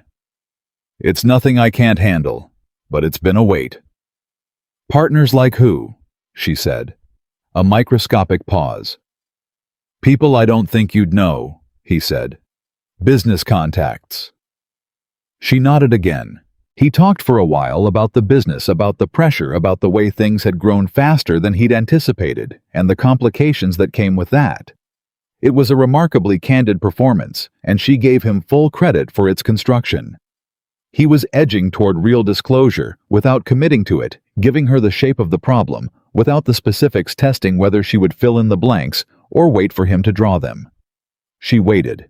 "There's a man," Ryan said finally, "who I got into business with about 2 years ago, who I now believe was not entirely honest with me about what the structure of the arrangement involved."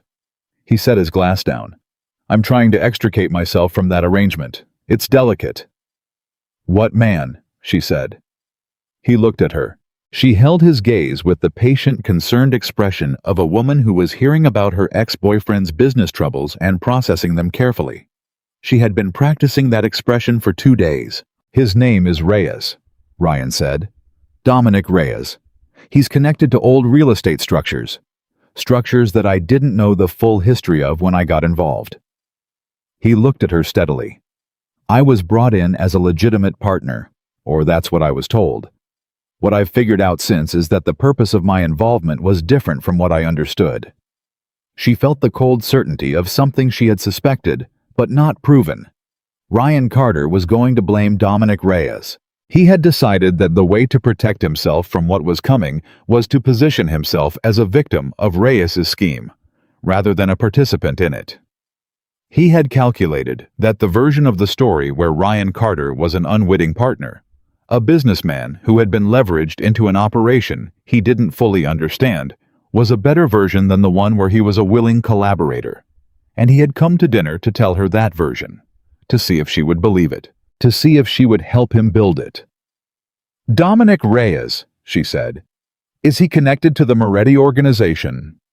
Ryan's eyes sharpened for exactly 1 second before he controlled it. "Why would you ask that?" he said. "Because," she said carefully, "you mentioned old real estate structures, and I've heard the Moretti name in that context before, through you actually at events." He studied her. She held the expression. "There are historical connections," he said. "Nothing current. I didn't know about them when I started working with Reyes."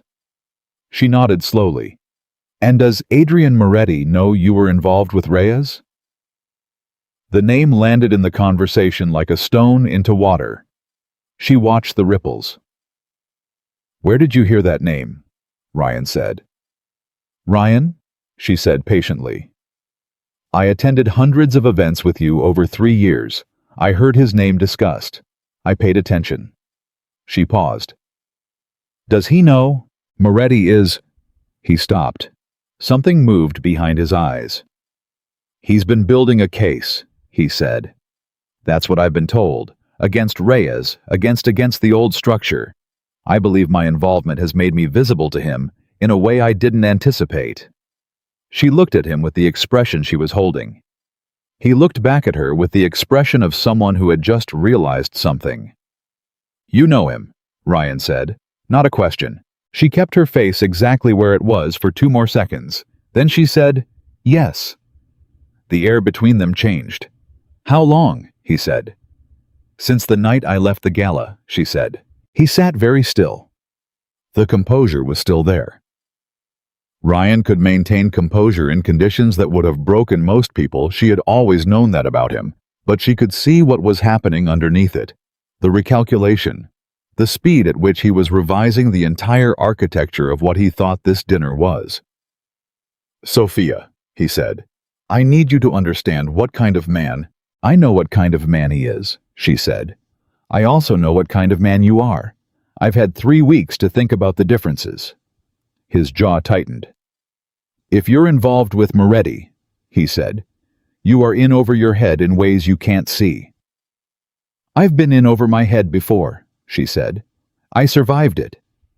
This isn't the same as Ryan." Her voice was very quiet, very steady. "What were you actually planning to ask me tonight?" A silence. "I need information," he said. He said it flat. Just like that. No wrapping, no frame.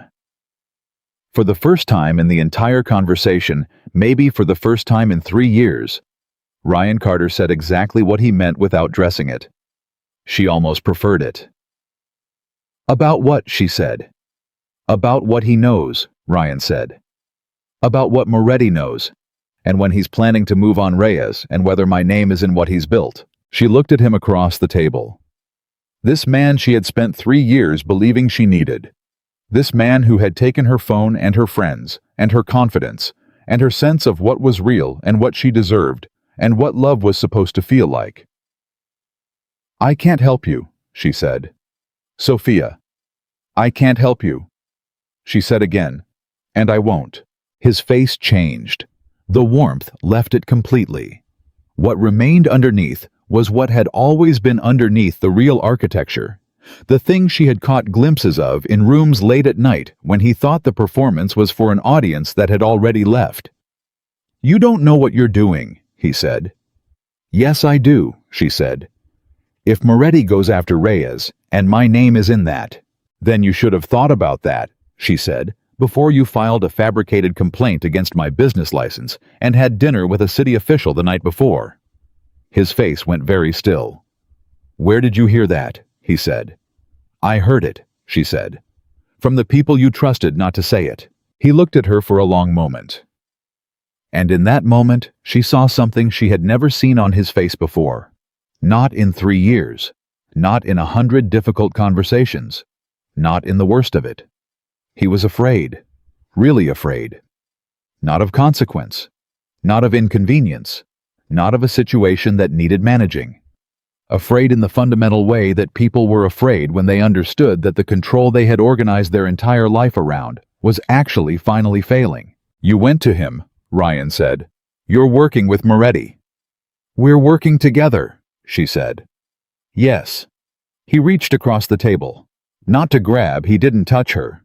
He put his hand flat on the table between them, and his voice dropped to something that was not quite a threat, but lived in the neighborhood. "Sophia," he said. "You don't know what Moretti is. You don't know what that organization is, what it's been, what it still is under whatever facade he's built. You think you're protected. You're not. You're a woman who walked into a situation she didn't understand and got attached to a story that makes you feel like you're on the right side." She looked at his hand on the table. She thought about every time in 3 years she had let a version of this moment stop her. "Take your hand off of the table," she said quietly. He removed it. "I understand what the organization has been," she said. "I understand what he's trying to make it into, and I understand the difference between a man who wants to change what he inherited and a man who built something rotten from the beginning and is now trying to protect it." She held his gaze. "You're the second kind, Ryan." He stood up. She had expected anger. She had prepared for anger, rehearsed the stillness she would hold in the face of it. What she hadn't prepared for was how quickly he shut it down. How fast the calculation returned to his face. How immediately he was back in the posture of a man who was adjusting his approach rather than a man who had lost. "This was a mistake," he said. "Coming here." "Yes," she said. "It was." He left. She sat at the table alone for 4 minutes. Not because she needed to recover, but because she wanted to be certain she felt what she actually felt, and not a constructed version of it. What she actually felt was clear. She felt clear in the way you felt after a storm, when the air had been washed of everything that had been building. She felt the specific clarity of a woman who had said the true thing to the right person and watched it land exactly as it should. She called Adrian. "He came to ask me what you know," she said. "I heard," Adrian said. Marcus had been at a table 12 feet away with excellent vision and a phone. "How are you?" "I'm fine," she said. "He's going straight to Reyes tonight. He's going to try to figure out how exposed he is and whether Reyes can protect him." "I know," Adrian said. "We're ready for that." "There's something else," she said. "He knows we're working together. He's going to use that. He's going to tell people that I'm compromised, that I'm connected to the Moretti organization, that whatever I know or say is tainted by that connection." A pause. "Let him," Adrian said. "Adrian, let him," he said again. "Because the moment he starts saying that in public, he confirms he knows who you've been in contact with. Which means he confirms the connection between his dinner with Reyes and his attempt to gather intelligence on my operation." His voice was steady. "He'll be building the case against himself." She thought about that. "He's going to call James tonight too," she said. "Before he goes to Reyes. He's going to want to know what James has said." "I know," Adrian said. "Chu spoke with James this afternoon." "Is James going to hold—" "James is going to do the right thing," Adrian said. "He's been wanting to for a long time." A pause. "People usually do, given the actual opportunity." She sat in the quiet of the restaurant for another moment. "Adrian," she said, "there's something I need to ask you." "Ask." "What Reyes sent to the Tribune and to the FBI, the edited documents, did he add my name anywhere? Is there anything in that package that connects me to the shell entities?" A silence. It was a silence she didn't like. "Adrian," she said. "There's a reference," he said carefully, "in one of the document headers. It's a name S. Bennett listed as a contact for a design consultation on one of the Kinsey Street project records." She felt the floor tilt slightly. "That's fabricated," she said. "I know," he said.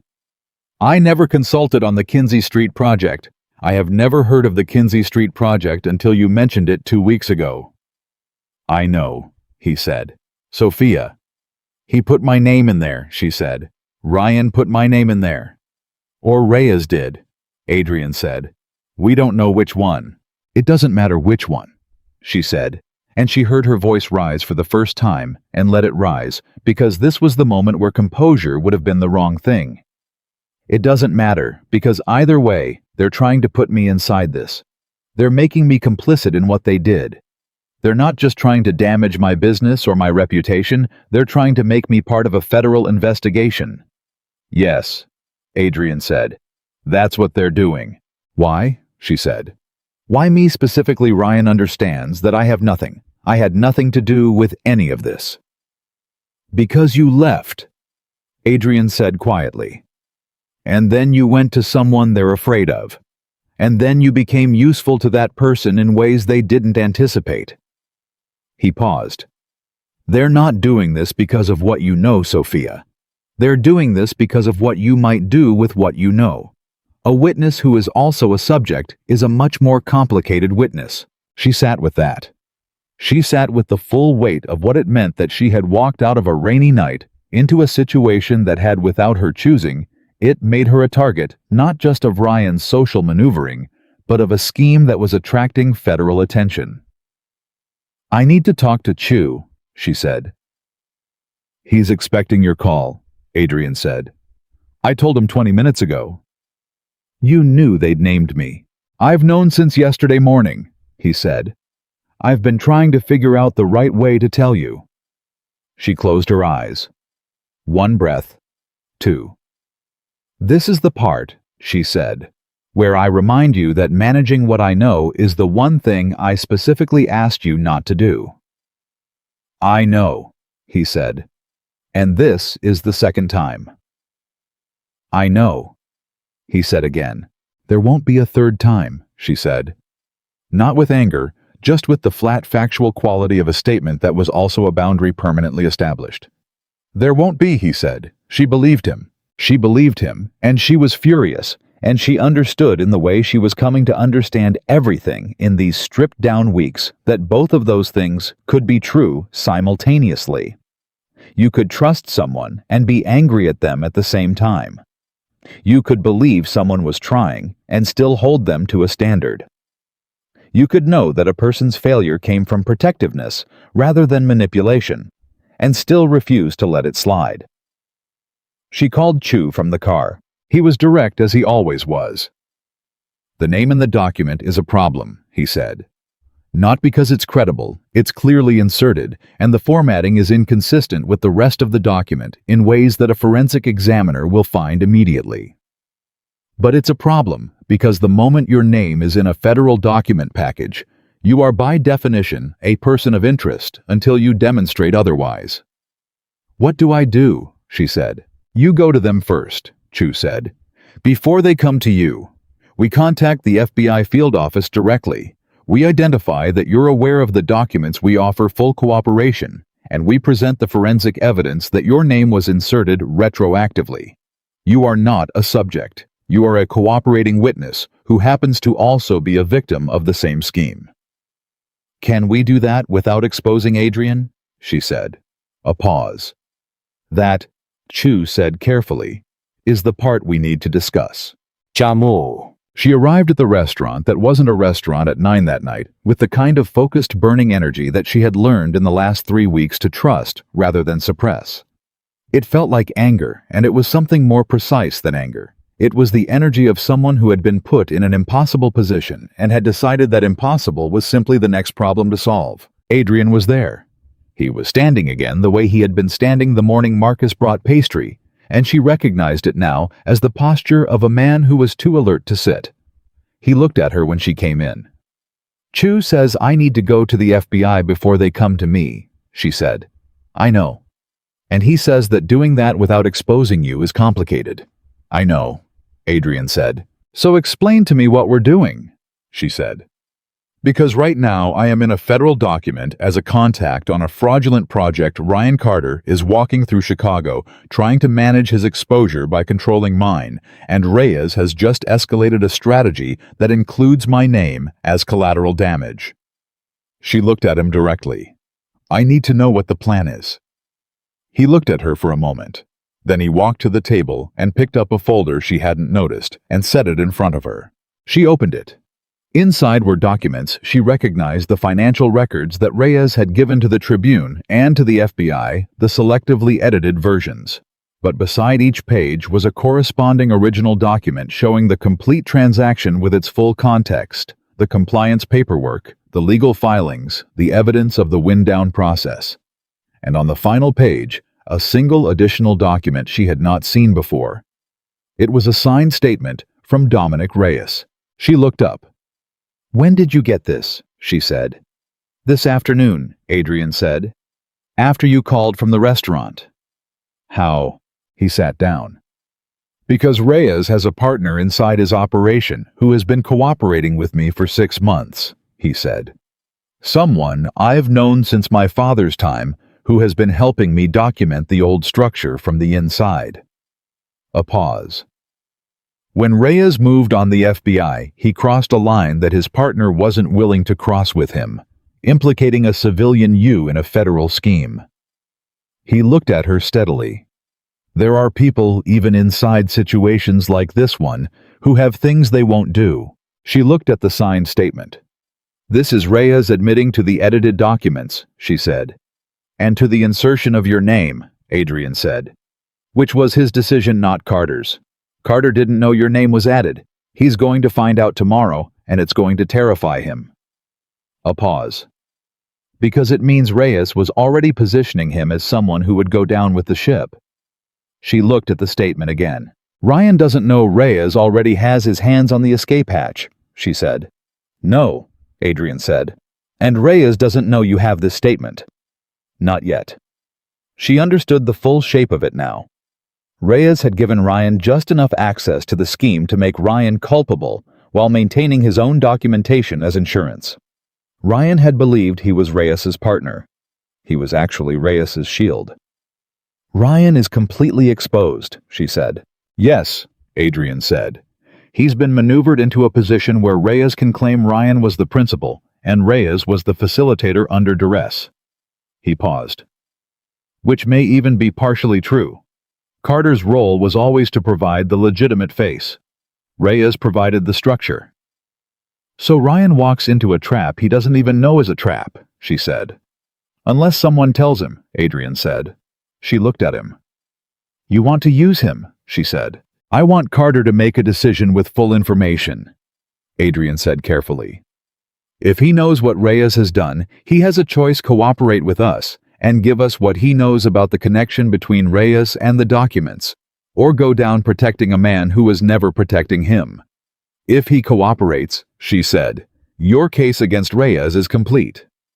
"Yes." "And what happens to Carter?" "That depends on what he gives us and what the federal process determines," Adrian said. "I'm not going to promise you an outcome I don't control." She thought about Ryan's face at the dinner table. The fear she had seen there. The real fear underneath all the control. The fear of a man who had built an architecture of protection around himself and was beginning to understand it was the wrong architecture. "You're going to tell him," she said. "I'm going to send him information," Adrian said. "Not a conversation, not a meeting. Information. What Reyes has done, what Reyes has prepared, what Ryan's actual position is. And then Ryan Carter decides who he is," Adrian said. "In the end, that's all we can do. Give people the actual choice and see what they do with it." She looked at him. At this man who had spent 11 years trying to change what his father had built, who had been patient and strategic, and had paid a price she couldn't fully see for the choice to be something different. Who had let her into his restaurant on a rainy night because she was afraid and someone was looking for her, and who had been in every way that mattered, someone different from what she had expected him to be. Not perfect, not simple, not without calculation or strategy, or the particular ethical complexity of a man whose hands were not entirely clean and who was trying to make them cleaner, but real. That was the thing she kept coming back to. He was real in a way that Ryan had never been, because being real required the willingness to be seen, actually seen with the difficult parts visible, and Ryan had spent 3 years ensuring she could only see the version of him he curated.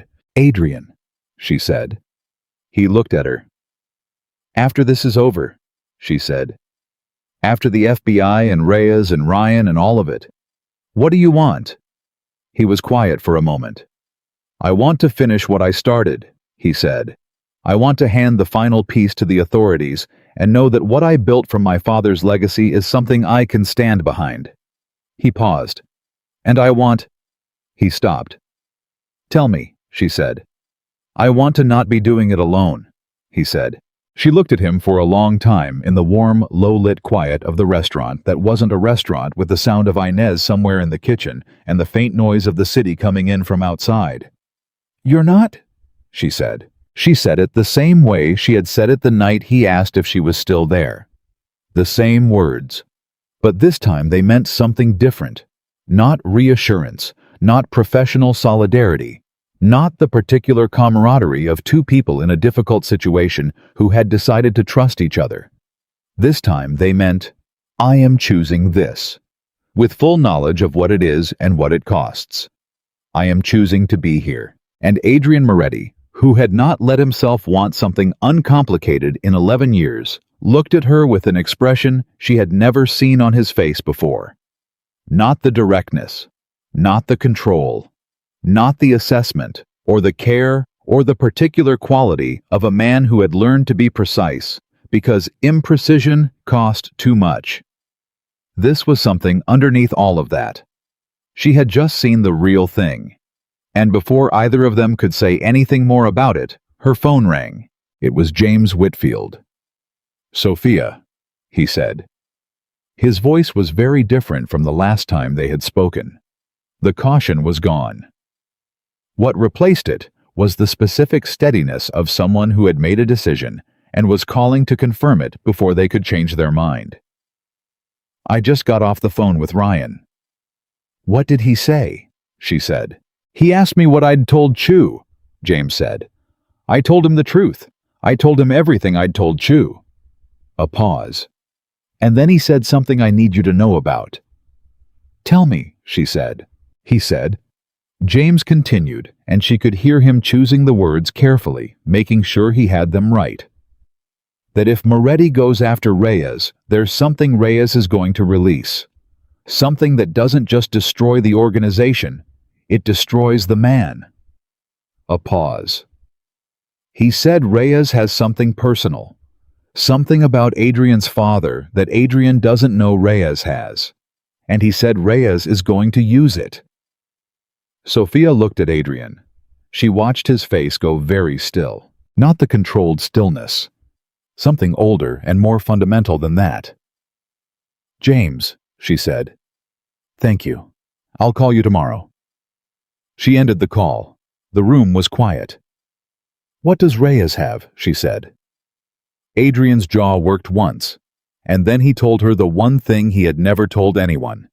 The thing Adrian had never told anyone was this. 15 years ago, when Adrian was 23 and his father was still alive and still running the organization in its original form, a man had died. Not in the way that men sometimes died in the kind of world his father operated. Not as a consequence of competition or territory, or the specific brutal economics of illegal enterprise. This man had died because he had tried to do the right thing. His name was Thomas Vega. Thomas Vega had been an accountant. Mid-level, careful, genuinely talented with numbers in the way that some people were genuinely talented with music, intuitively, structurally, with an ear for the places where things didn't quite add up. He had been hired by the Moretti organization to manage the books of 3 legitimate holdings that existed in those years as the public face of an operation that was largely not legitimate. He had done the job for 14 months before he understood with the precision that came from his particular talent exactly what the books were designed to conceal. He had gone to Adrian's father. He had told him he was going to report what he found. He had been dead within a week. It had been presented as a robbery. The police had investigated briefly and inconclusively because the police in those years and in those neighborhoods had a particular relationship with the kind of investigation that might lead somewhere no one wanted to go. The case was never solved. Thomas Vega's wife, a woman named Marie, had buried him with their 3-year-old daughter at her side, and had spent the years since working as a schoolteacher and never knowing officially, documentably, provably never knowing who had decided her husband needed to die. Adrian had been 23. He had not ordered it. He had not been involved. But he had known in the way that you knew things inside a family that communicated in silences and assumptions, and the particular grammar of a world that never said out loud what it actually did. He had known what his father had done and why he had done it. He had said nothing. He had been 23, and he had been afraid, and he had been complicit in the specific way that silence was complicity. And he had spent the 11 years since trying to do something with that knowledge. Not to escape it, he had understood from the beginning that you did not escape something like that. But to do something with it, that meant Thomas Vega's death had not simply been absorbed into the system that caused it, that some piece of what Thomas Vega had tried to do had found its way eventually through Adrian's imperfect and costly and ongoing attempt to dismantle that system toward something resembling consequence. Dominic Reyes had been in the organization in those years. Dominic Reyes knew what had happened to Thomas Vega. And Dominic Reyes had documentation. Not of the actual event. The robbery had been clean in that sense, clean enough to survive a police investigation. What Reyes had was the conversation that preceded it. A recording made on a device Reyes had kept running during a meeting in Adrian's father's office. A recording in which the elder Moretti discussed Thomas Vega's threat to go to authorities and what needed to be done about it. Adrian's name was not on the recording, but the family name was. The organization was. And the conversation was about a decision that led directly to a man's death. Reyes has held this for 15 years, Adrian said. His voice was very controlled. He was looking at the table rather than at Sophia, which was the first time in everything they had been through in the past weeks that he had not looked at her when he said something difficult. He held it as insurance, protection against anyone in the organization who might eventually try to cut him out. A pause. He held it as the thing that kept him safe. Sophia did not say anything immediately. She understood that what had just been given to her was not a piece of strategy. It was not a legal problem, or a financial problem, or a problem that Chu could solve with a counterclaim. It was something much older and much heavier than anything else they had talked about. Thomas Vega, she said. Yes. Does his family know? His wife is still alive, Adrian said. His daughter is 18 now, in college. He paused. Marie Vega has never known what happened, officially. Another pause. I've known where she is for 11 years. She understood what that meant. He had known where Marie Vega was. He had been carrying what he knew about her husband's death for 11 years, and he had never gone to her because going to her meant destroying the process he was building. The legal, careful, documented process of separating the Moretti name from what his father had done before it was complete. Before it could protect her and people like her, in a way that a single conversation never could. You were going to tell her, Sophia said, when it was done. Yes, he said. And Reyes releasing this now forces the issue before I'm ready, he said. Before I have everything documented the way it needs to be documented. Before the cooperation with the federal process is formalized. He finally looked up at her. If Reyes releases the recording publicly, it hits the Tribune before anything else I've been building can be presented as context. The story becomes the Moretti family covered up a murder. Everything else gets absorbed into that narrative. Including your 11 years of trying to fix it, she said. Including that, he said. She held his gaze. Adrian, she said carefully, did you know what your father was going to do before Thomas Vega died? A silence. The longest silence she had heard from him. No, he said. I found out afterward. My father told me what happened. He told me like it was operational information.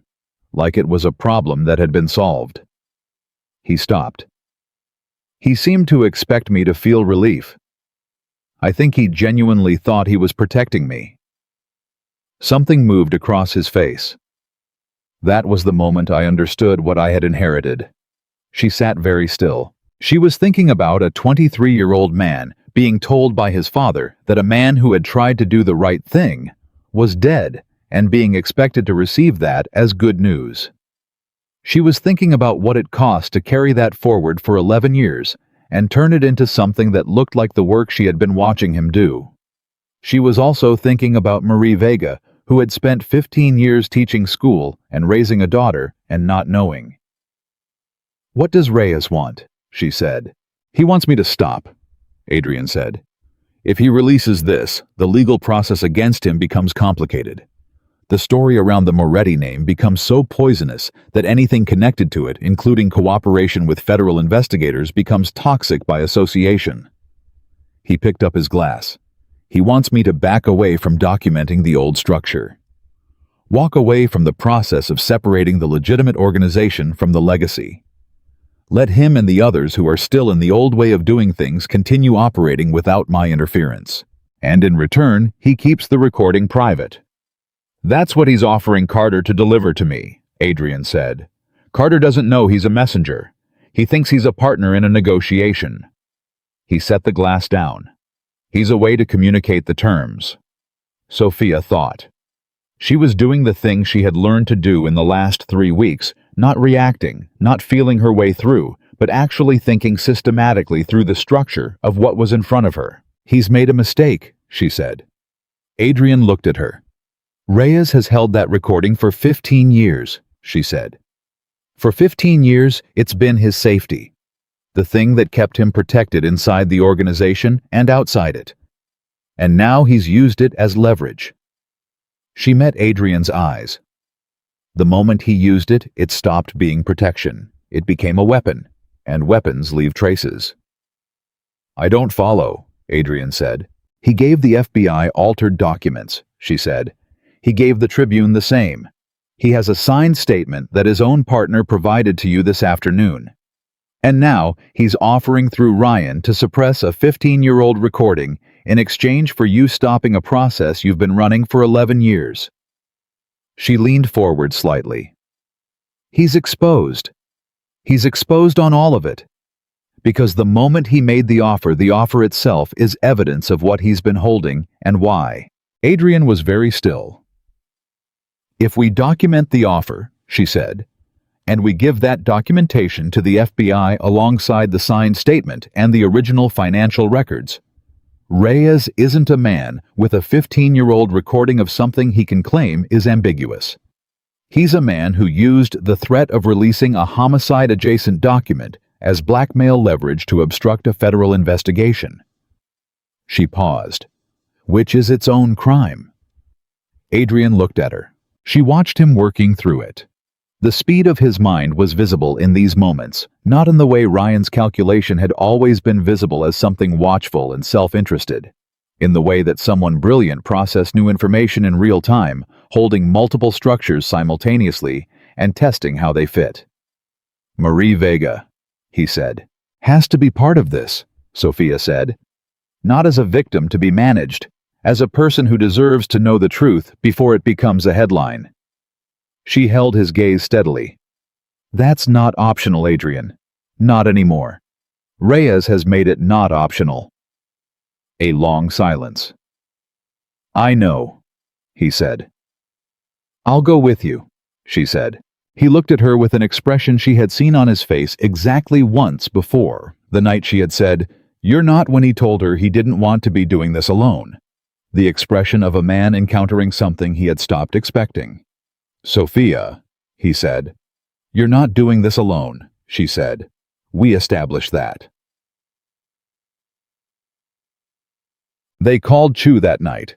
Chu, who had the quality of a man who had learned to receive extraordinary information with extraordinary equilibrium, listened to everything without interruption.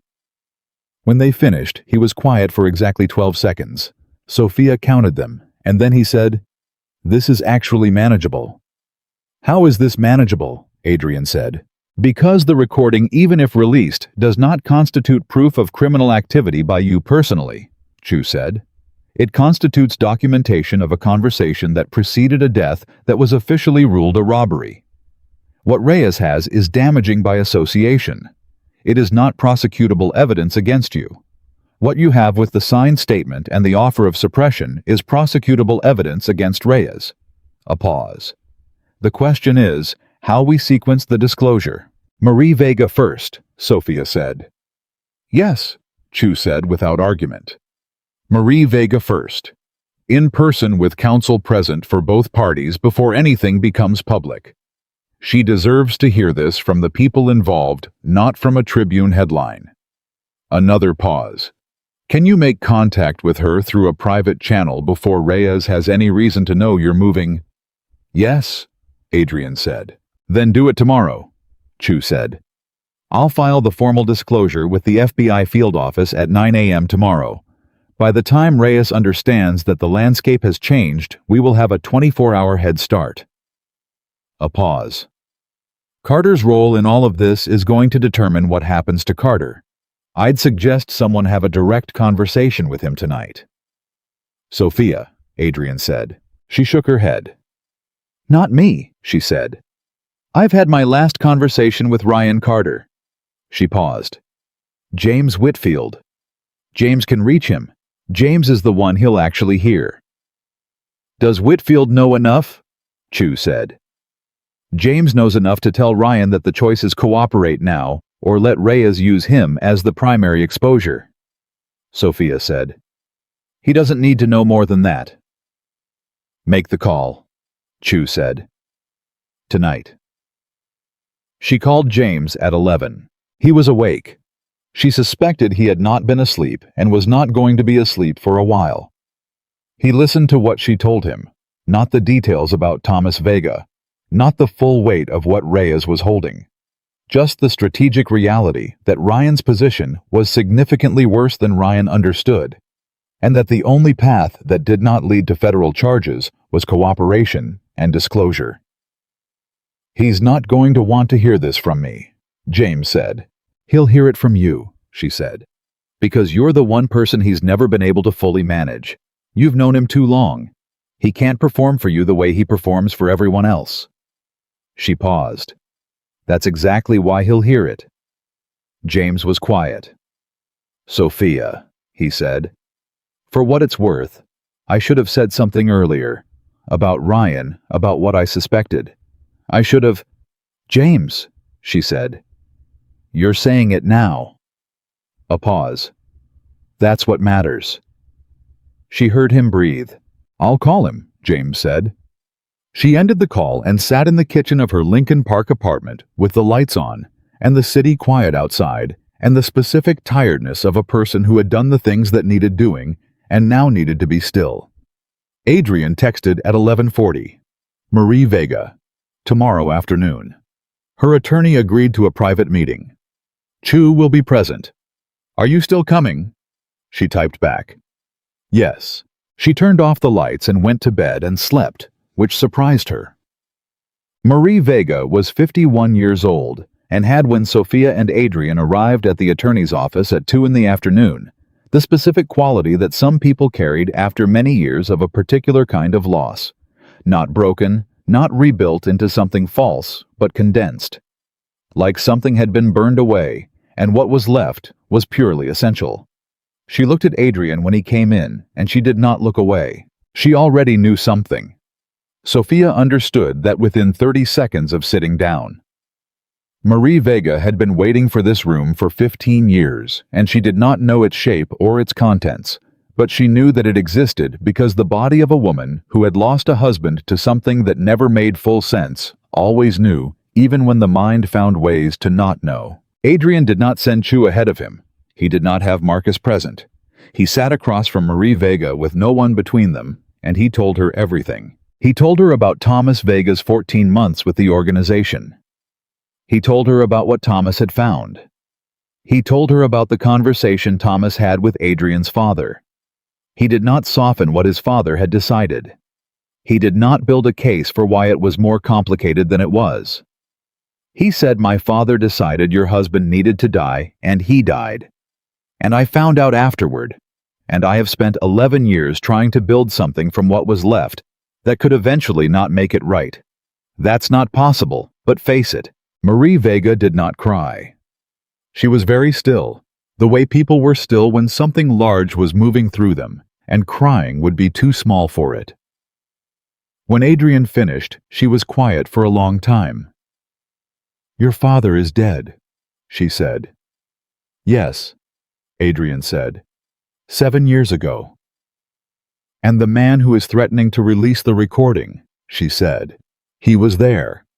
"He was present for the conversation," Adrian said. "He didn't stop it." She nodded once. Something about the nod suggested she was cataloging this information alongside a great deal of other information she had accumulated over 15 years. "My daughter," she said. "Elena. She's 18. She's been told her father died in a robbery." "I know," Adrian said. "She's going to find out the truth," Marie said. It was not a question. It was an accounting of what was coming. "Yes," he said.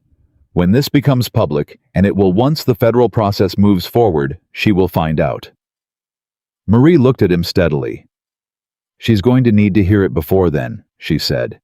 "She's going to need to hear it from me, with time to process it, before it's in a newspaper." "Yes," Adrian said. "You'll have that time. That's why we're here today."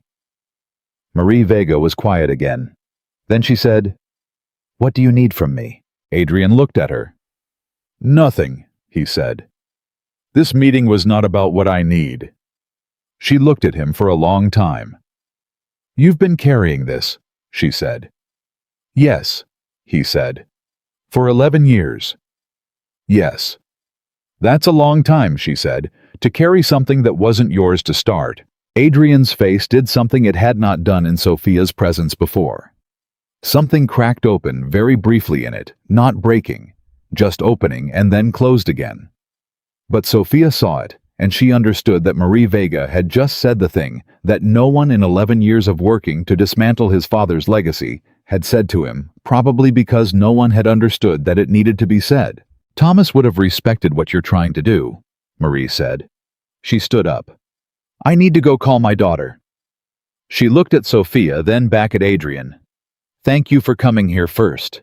Before the lawyers, before the newspapers." She paused at the door. That was the right thing. She left. The room was quiet. Sophia looked at Adrian. He was looking at the table, and his hands, which were usually so still, were pressing flat against the surface of it in the way that hands pressed against something solid when you needed to know the solid thing was there. She put her hand over his. She did not say anything. He didn't need her to. After a moment, he turned his hand over, and his fingers closed around hers, and they sat like that in the attorney's conference room for 2 minutes. That felt like something outside of time. Two people who had both been carrying things too heavy for one person, and the simple act of the other person's hand was not a solution and not a rescue, but was exactly what it was, present real chosen. Ryan called at 4 in the afternoon. Not Sophia. Adrian. Adrian looked at the phone, and then looked at Sophia, who was with him in the car, and answered on speaker. "Carter," he said. "Moretti." Ryan's voice was the voice she had heard at dinner, controlled, but with something underneath the control that was no longer fully contained. "I need to talk to you." "We're talking now," Adrian said. "In person," Ryan said. "Tonight." A silence. "Why?" Adrian said. "Because I've been given a choice," Ryan said, "and I want to make it with all the information." A pause. "James told me what my position is. I want to hear your version of it." Adrian looked at Sophia. She nodded once. 8 o'clock, Adrian said. "You know where." He ended the call. "He's going to cooperate," Sophia said. "He might," Adrian said. "He is," she said. "Ryan can survive a great many things, but Ryan cannot survive being the one who goes down while Reyes walks. That is the one thing that his entire psychology will refuse." She paused. "He's going to cooperate, and then he's going to try to make himself the hero of the story." "Let him," Adrian said. "I don't need the story. I need the documentation, Shad." Ryan arrived at 8 exactly. He walked in and did not look at the men near the door, and did not look around the room the way that people looked around the room when they came here for the first time and were trying to read the situation. He looked directly at Adrian, who was sitting at the central table, and at Sophia, who was sitting beside him, and something moved across his face at the sight of her that she observed and filed away and chose not to examine. "Sophia," he said. "Ryan," she said. He sat down across from them. "James told me about the Reyes statement," he said. "The signed statement that his partner gave you." He paused. "That means Reyes was already preparing to put everything on me." "Yes," Adrian said. "He brought me into the entity structure," Ryan said. "He told me they were dormant companies with clean histories. He told me the Moretti connection was historical, fully documented, nothing that would attract attention." His jaw tightened. "He used me as the face on something I didn't have the full picture of." Sophia watched him say it. She was listening for the specific quality of his voice, the crafted version versus the actual version. She had 3 years of training in the difference. This, she thought, was close to the actual version.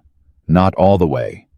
Ryan Carter would never go all the way to the unguarded truth in a room with people he needed something from. But it was close.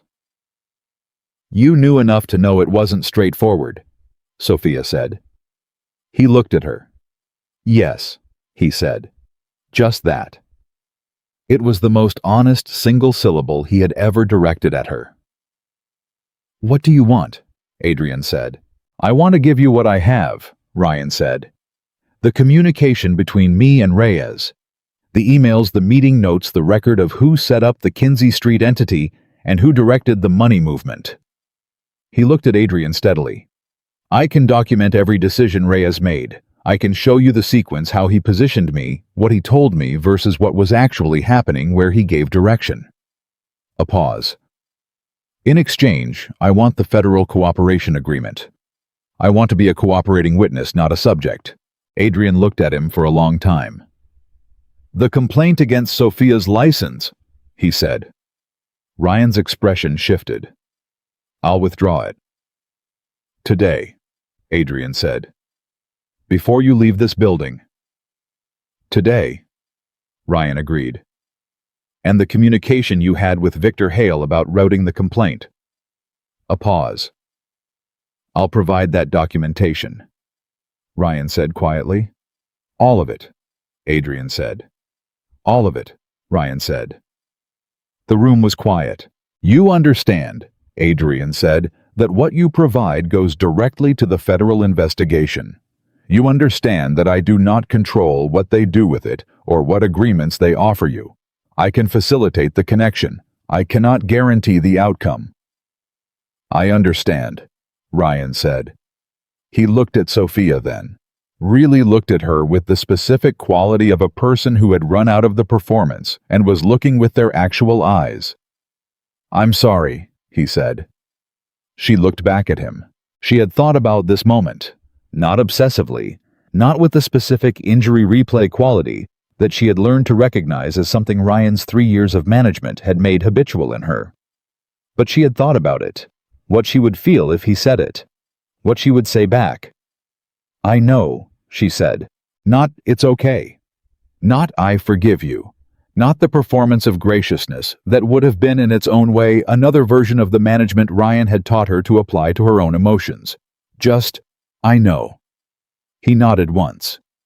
He made the call to withdraw the licensing complaint from his phone at Adrian's table with Sophia and Adrian present, and the compliance confirmation came through on Chu's end 40 minutes later. He left at 9. The room was quieter after he left in a different way than it had been quieter before. Something had moved. Something had completed. "Is it enough?" Sophia said. "It's enough," Adrian said. "Between what Chu has what Carter just agreed to provide Reyes's statement and the original financial documentation, it's enough." "What happens to Reyes?" "Federal charges," Adrian said. "Obstruction, fraud, attempted blackmail, and whatever else the investigation develops." He paused. "He's going to spend a long time dealing with consequences." "And the recording," she said, "of your father's conversation about Thomas Vega." Adrian was quiet for a moment. "Chu is working with federal prosecutors on that separately," he said. "It's evidence in a death that was never properly investigated. It will be reviewed." He paused. "What happens after that, I can't control." He looked at her. "I'm going to be honest with the investigators about everything I know, including what I knew, and when I knew it, and why I didn't act sooner." She looked at him. "That might not be clean for you," she said. "No," he said. "It's not going to be clean." He said it with the settled quality of a man who had made peace with something difficult. "But clean has never really been an option. I've known that for 11 years. The best I can do is honest." She nodded. She understood the difference now between a man who wanted control and a man who wanted to be honest. She understood it the way you understood something that had been demonstrated to you repeatedly in conditions that didn't allow for theoretical comfort. 3 days later, Chu filed the formal disclosure. The sequence moved faster than Sophia had expected. Not because the process was simple, but because the documentation was so complete, so carefully layered, that each piece confirmed the next, with the precision of something that had been built very deliberately over a very long time. The federal investigators, when they reviewed what Adrian had prepared and what Ryan's cooperation added to it, had the specific quality of people encountering something that had done a great deal of their work for them. Reyes was contacted, and his attorney responded the following morning. The Tribune story did not run. Carol Marsh presented with the full picture, rather than the selective version Reyes had given her, spent 3 days working on a different story, a more complete one that had considerably more texture and considerably more truth in it. Sophia found out about the Tribune story when Dana called her on a Thursday morning. "There's a piece in the Tribune," Dana said. "You should read it." She read it. It was a story about the Moretti organization's decade-long internal transformation, documented, sourced, specific. About the shell entities and their use by a faction that had resisted that transformation. About the federal investigation that was underway. Adrian was quoted extensively, with the specific quality of someone who had prepared for a long time to say something true in public and was finally saying it. Her name was mentioned once briefly as a civilian who had been targeted in an attempt to obstruct the investigation. The language was accurate and not sensational, and gave her in the economy of exactly how much public description she had asked for, exactly that much. She called Adrian. "The Tribune story is good," she said. "It's accurate," he said, "which is better than good." "Carol Marsh is a good reporter," she said. "She is," he said. "She was always going to be once she had the full picture. Reyes gave her half the truth and expected her to run it. That's a mistake people make about journalists." A pause. "And about a lot of people." She heard something in his voice that was different from the professional, focused quality she had been listening to for 3 weeks. Something lighter. Not relaxed exactly. She didn't think Adrian Moretti ever fully relaxed, and she was beginning to think that was fine, that it was simply part of his architecture, the way certain structural elements were simply part of a building and not a flaw to be corrected. But lighter. "How are you?" she said. He was quiet for a moment. "I called Elena Vega this morning," he said. "Thomas Vega's daughter. Marie had spoken to her. She knew who I was." A pause. "She wanted to talk." What did she say? She said a lot of things, Adrian said. She was angry. She had a right to be. A pause. And then she said something I didn't expect. She said that her mother had spent 15 years teaching her that the way you handled the things that happened to you defined what kind of person you were going to be. He stopped. And she said she thought her father would have respected someone who tried. Sophia felt her throat tighten. Adrian? She said. I know, he said. I know. His voice was very quiet. Not broken. Just moved in the way that very controlled people were moved when something finally reached them all the way through. She let the silence sit. What happens next, she said. For you, for the organization. The final separation takes approximately 6 more weeks, he said. The legal structures need to be formally dissolved. The compliance documentation needs to be filed. The businesses that remain need to be restructured under the new holding framework. A pause. After that, the Moretti Group is fully and permanently a legitimate enterprise, and I can say so without it being a performance. 11 years, she said. 11 years, he said. That's a long time to work toward something. Yes, he said. And then, some things are worth the time they take. She heard the weight of that, not just the organization, not just the documentation. The whole of it, the kind of life you could build when the thing you'd been working toward was finally done and you could start building something else. I have a meeting with Gerald Park tomorrow, she said. He wants to restart Meridian, formally, with a new contract. I heard, Adrian said. He told Chu. Of course he did, she said with something that was not quite exasperation and not quite affection, and lived comfortably between the two. The Meridian project is important work, Adrian said. Gerald told Chu it's the best residential design he's seen in 15 years of development. He told me that too, she said. When he almost didn't. He told you first, Adrian said. That matters. She thought about that, about the specific sequence Gerald's almost no, and then his yes, James's caution, and then his call, Ryan's controlled warmth, and then his one honest syllable. She thought about what it meant that almost every person in this story had at some point chosen the harder thing over the easier one when given an actual choice. Not because they were extraordinary, because they were people. Because people given the genuine opportunity and a reason to believe the honest thing would be received rather than punished, usually wanted to do what was right. Ryan had been the lesson in the other direction.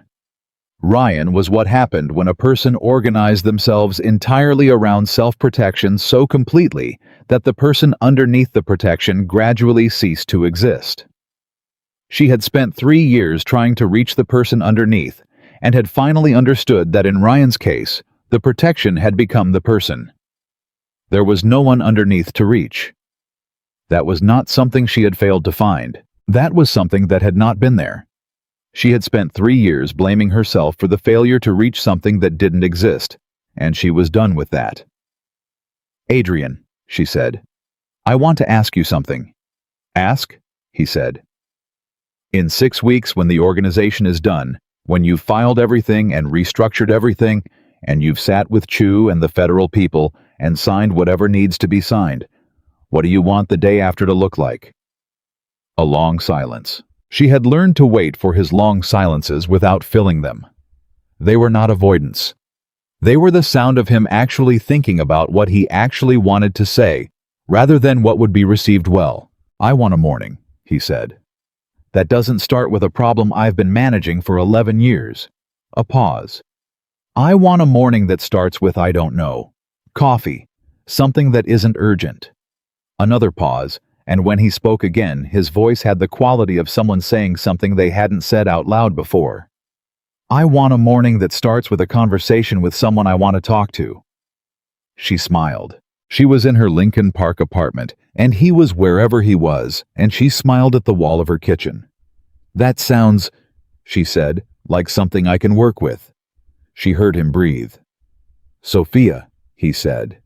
I know, she said. You keep saying that, he said. Every time I'm about to say something, because I know. she said. "I've known for a while." "That's either very reassuring," he said, "or very alarming." "It's both," she said. "Welcome to knowing me."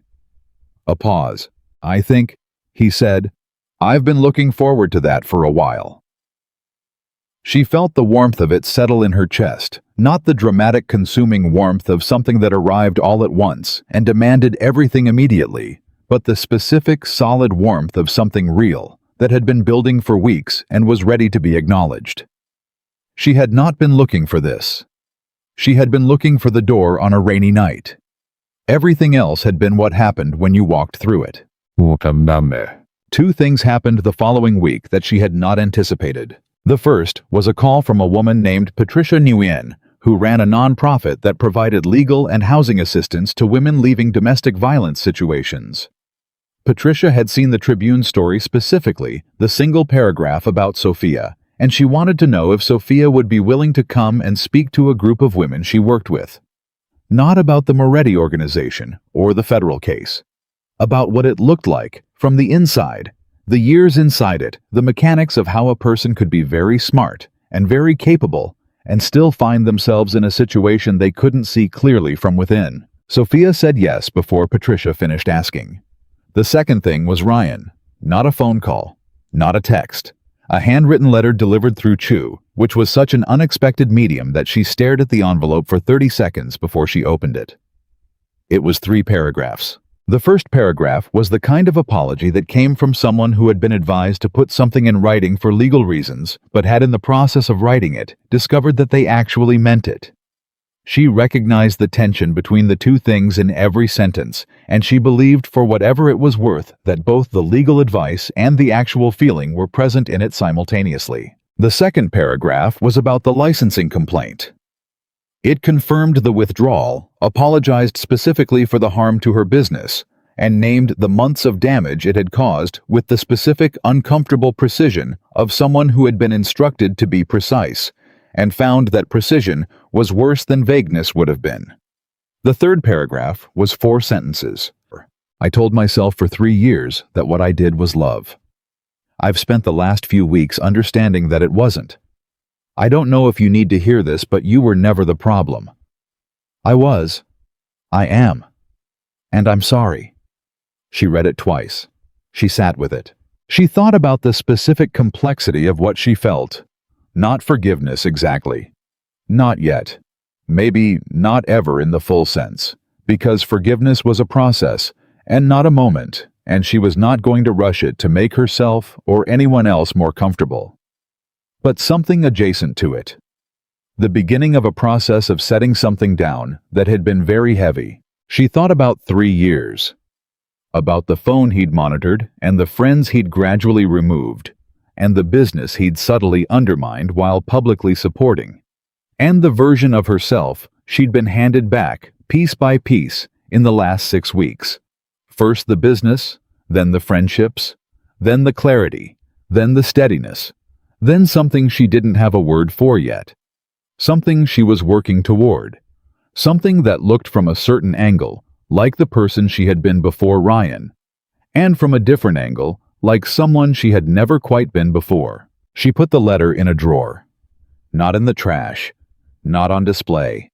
In a drawer because some things needed to be kept and also needed to not be looked at every day. Then she picked up her phone and called Dana. I need to tell you something, she said when Dana answered. Tell me, Dana said. I think I'm going to be okay, Sophia said. A pause. Tell me something I don't know, Dana said. Sophia laughed. It was a real laugh, the kind that came from the actual place without management or performance, or the careful calibration of a woman who had spent 3 years not wanting to take up too much space with her own joy. It came from wherever real things came from, and it sounded, she thought, like someone she recognized. Dana laughed too, and for a while in the kitchen of her Lincoln Park apartment with the afternoon light coming through the windows she had chosen, and the plants she had bought, and the life she was building back from the ground up. Sophia Bennett stopped thinking about what came next and simply sat inside what was. Which was more than enough. Sophia had not expected quiet. She had stopped expecting quiet sometime around the second week after the gala, when she understood that the life she was rebuilding was not going to be a calmer version of the life she had left. It was going to be something structurally different, something that required a different kind of attention and produced a different kind of noise. The noise of something growing rather than the noise of something being managed. She was at Gerald Park's office at 9 in the morning, the day after her conversation with Donna and Gerald, who had spent 6 weeks in the specific discomfort of a man who had almost done the wrong thing and then had done the right thing and was still processing the gap between those two moments, shook her hand with the particular firmness of someone trying to communicate with their grip what they couldn't quite say out loud. "The Meridian Project," he said. "I want to restart it. Full scope. The original contract terms, plus a 15% increase to account for the delay and the disruption." He looked at her steadily. "And I want it on record formally in the contract language that the pause was initiated by outside pressure unrelated to the quality of the work."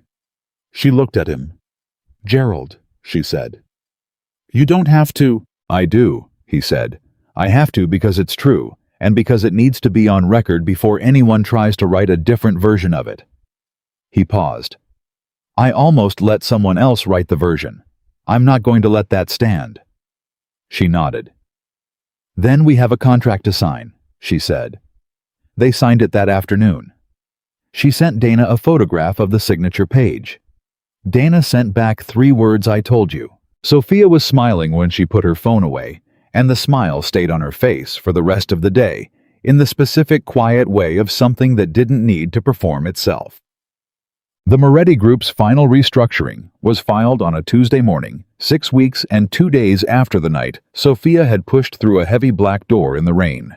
She knew the exact date because Adrian called her at 8:45 that morning before the filing, which was early enough that she was still on her first cup of coffee, and the apartment was still in the particular hush of a morning that hadn't fully started. "Today," he said. "Today," she said. "Chu will be at the federal building at 10 Q, he said. "The restructuring documents go in at 10:15. The cooperation agreement with the federal investigators is formalized at 11. A pause. "After that, it's done." She heard something in those 2 words that she had not heard in his voice before. Not relief. Exactly. Relief was too simple a word for something that had taken 11 years. More like the specific sound of a weight being set down by someone who had been carrying it long enough that setting it down required a moment of adjustment. The muscles that had held it needing to remember what it felt like to release. "How are you?" she said. A pause. "I've been trying to figure that out since I woke up," he said. "I keep expecting to feel something specific, and it keeps being more complicated than that." "Tell me the complicated version," she said. He was quiet for a moment. "I feel finished," he said. "In the sense that something is done, and I feel I don't know the right word. Exposed, maybe. Like I spent 11 years with a clear direction, and now the direction is gone, and I have to figure out what I'm walking toward instead of what I'm walking away from." A pause. "That's not the same as lost. I want to be clear about that." "It's not the same." "I know," she said. "It's the thing after the thing. It's always harder than the thing itself." "Yes," he said. "Exactly that." She held the phone and thought about what she wanted to say and said it. "Adrian, when Chu calls to tell you it's done, call me next." A silence. "I will," he said. And then, "Sophia." "Yes."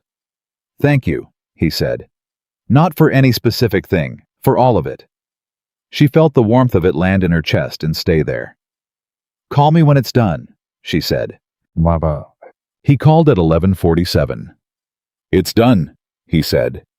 She was at her drafting table working on the Meridian plans, and she put down the pencil and leaned back in her chair and let the 2 words exist in the room for a moment before she said anything. "How do you feel?" she said. "Like I said," he said. "Complicated." A pause. "But underneath the complicated good, I feel good." Another pause. "I haven't said that in a long time." "Then say it again," she said. A beat. "I feel good," he said. And she could hear in the repetition of it that saying it twice had made it more real, the way that saying something out loud a second time sometimes revealed it was true, in a way the first saying had not quite confirmed. "Good," she said. "Now go eat something. You've been in federal building since 9 o'clock. He actually laughed. It was a real laugh, not the contained, polite version she had heard twice in 6 weeks. A real one with the specific spontaneity of something that arrived before the control did. She filed it away as something she wanted to hear again. "Soup," he said. "Inez has been making it since this morning." "Go eat," she said. "And then tonight I want to talk to you about something." "What something?" "Tonight," she said. They met at 7. Not at the restaurant that wasn't a restaurant. They had, by unspoken agreement, moved the geography of their conversations over the 6 weeks. The restaurant was where the work happened, and the work was done, and they both understood without discussing it that some spaces deserved to stay attached to their function, and some functions deserved to be retired. They met at a place Sophia had found near her apartment, genuinely a restaurant with genuinely forgettable art, and genuinely good pasta, and the kind of ambient noise that made private conversation possible without effort. She had been there twice with Dana, and once by herself, on a night when she needed the specific comfort of other people's ordinary dinner conversations around her while she thought. Adrian looked different. She registered it before she could name it. He was wearing the same kind of clothes he always wore, dark simple. The kind of dress that was neither casual nor formal, but occupied the territory between with the ease of someone who had stopped thinking about it. But something in how he carried himself was different. Something had come down. He sat across from her and looked at her and said, "You wanted to talk about something." "I do," she said. "But first, tell me what the last 12 hours have been like." He looked at her steadily. "You want the actual version or the summary?" "The actual version," she said. So he told her. About the federal building and the filing and the handshake with the lead investigator, a woman named Agent Torres, who had been working the case for 4 months and who had, when the cooperation agreement was formalized, said to Adrian, with the direct professional frankness of a federal agent who chose her words carefully, "What you've built here is more thorough than anything we could have assembled independently. I want you to know that." About Chu's expression afterward, which was the expression of a man who had spent his career in rooms exactly like this one, and who still allowed himself, in the very brief gap between the signing and the handshake, a moment of visible satisfaction. About sitting in the car afterward and not going anywhere for 12 minutes, just sitting because his body seemed to need the stillness. "And then I called you," he said. "And then you called me," she said. He looked at her across the table. "You wanted to tell me something," he said. "You've been working toward it since we sat down." She smiled slightly.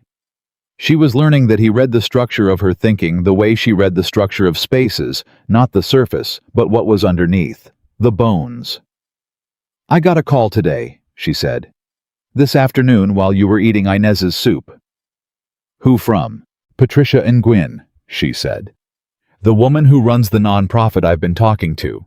The one working with women leaving domestic situations." She paused.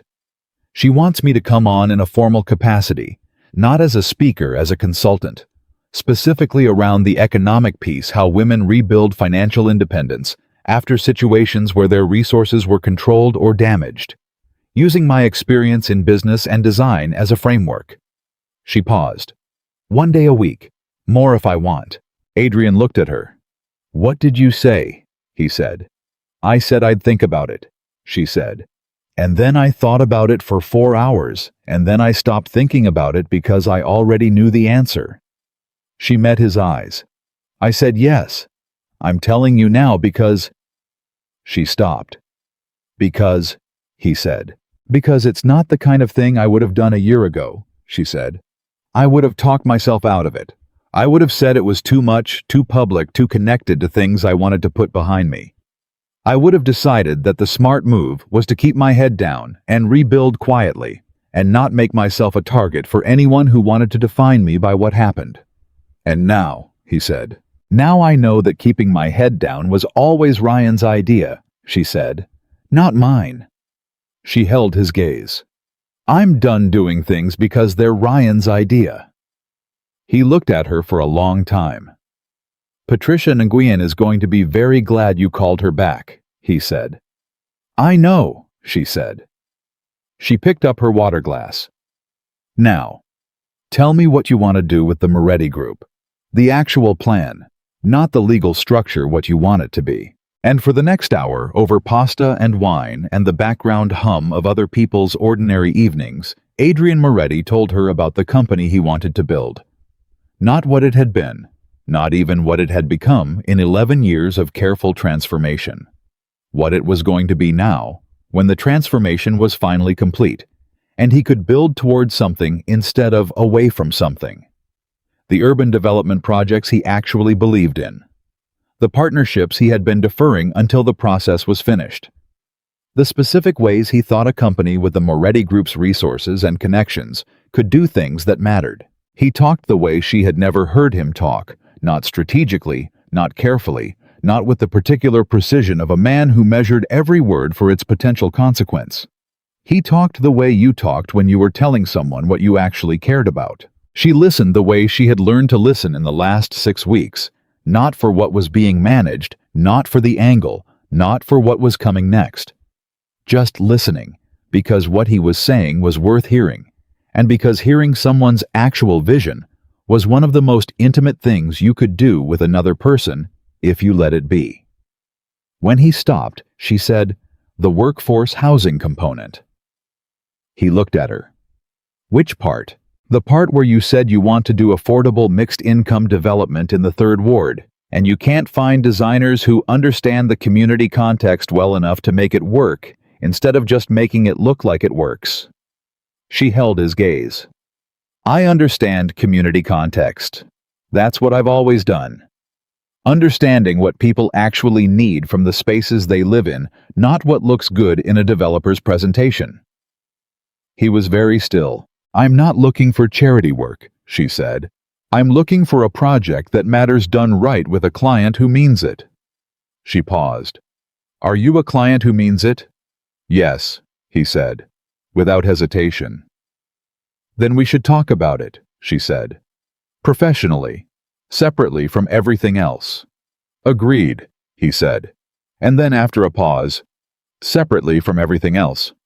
"Yes," she said. "Separately from everything else."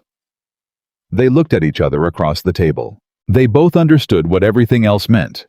They had been moving toward it for 6 weeks, in the specific, deliberate way that people moved toward something real, not rushing, not performing, not managing it, the way either of them had been taught that emotional things needed to be managed, just moving steadily in the same direction and getting closer. "After the project is established," Adrian said, "after the professional piece is formalized and running, I want to ask you something." "I know what you're going to ask," she said. "I know you do," he said. "I'm going to ask it anyway, because you deserve to be asked things directly." He looked at her with the expression she had been accumulating and filing away for 6 weeks, the real one, the one underneath all the strategy and control. "I want to take you to dinner. Not like this, not with an agenda, not in the middle of everything. Just dinner. Just us." She looked at him. "Separately from everything else," she said. "Yes," he said. She smiled. "Ask me again when the project is signed," she said. "I will," he said. 3 weeks later, the contract for the Third Ward development was signed.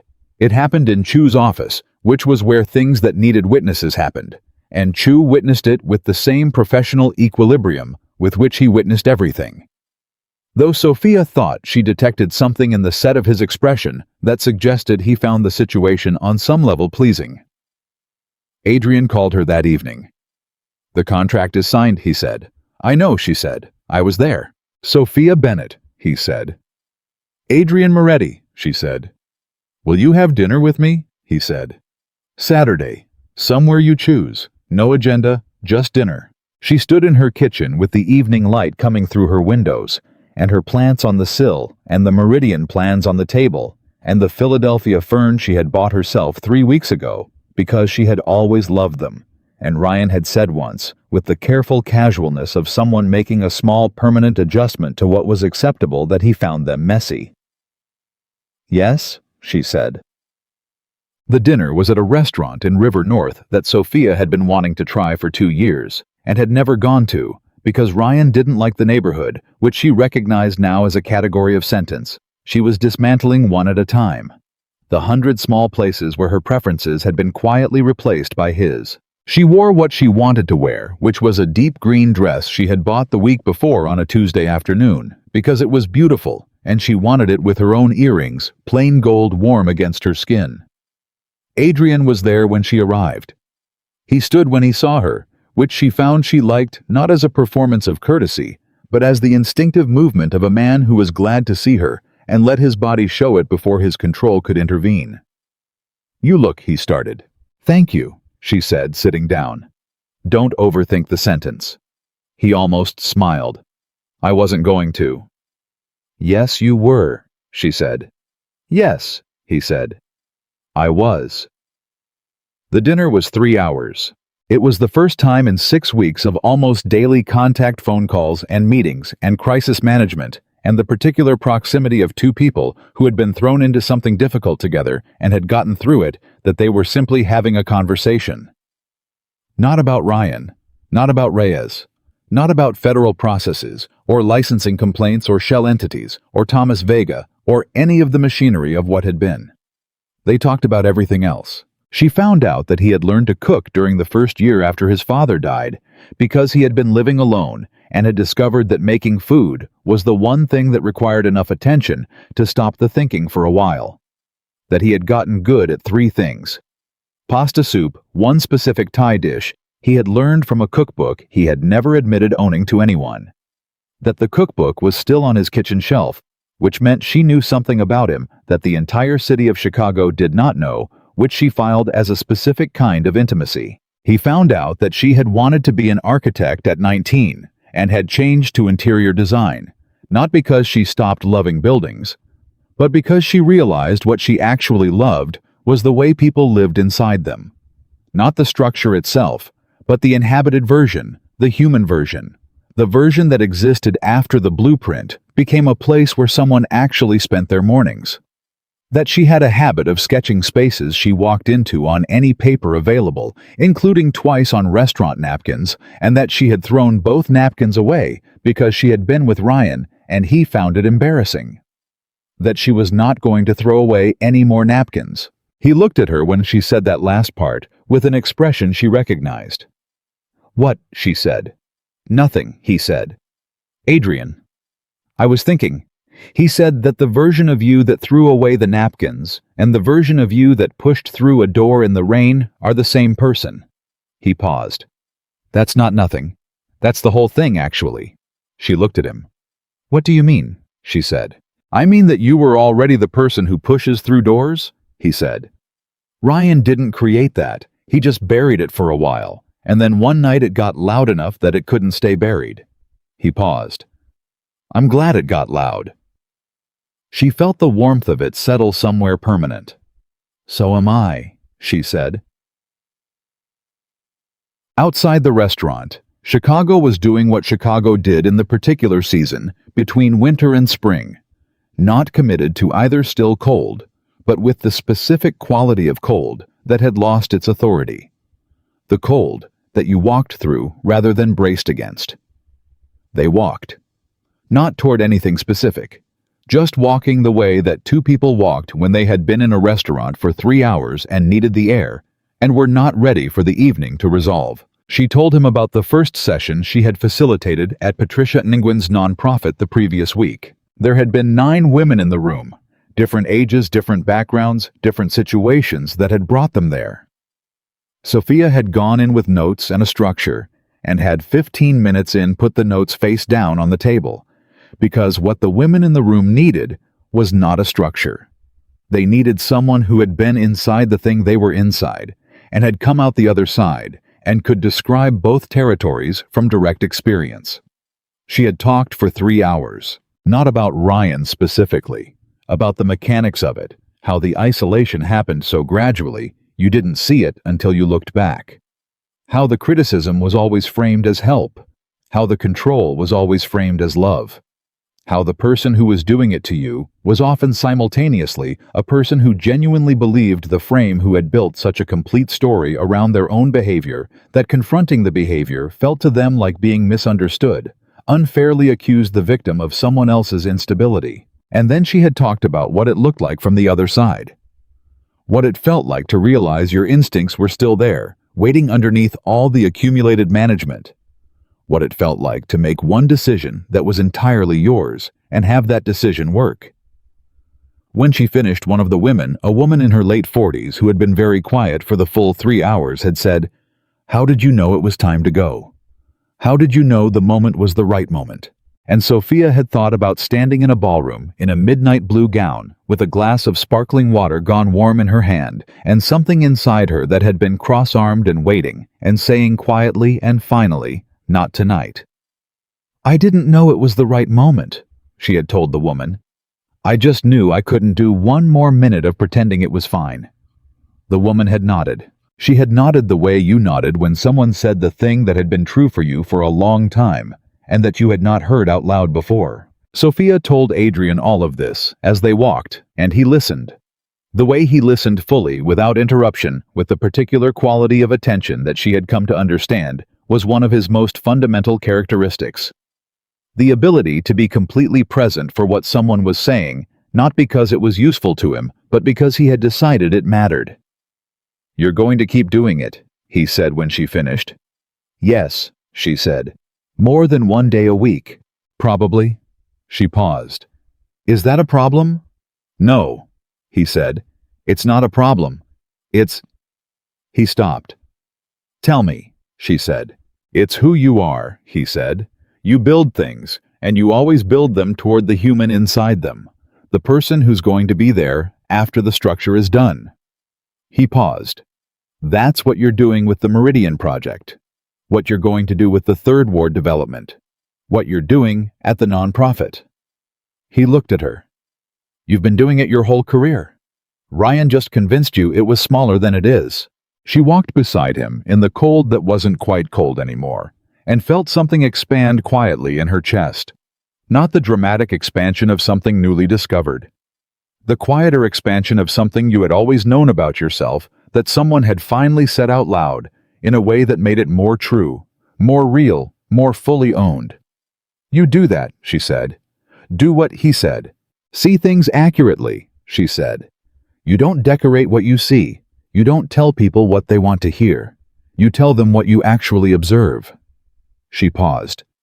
"Most people do the decorating. It's easier." "I know," he said.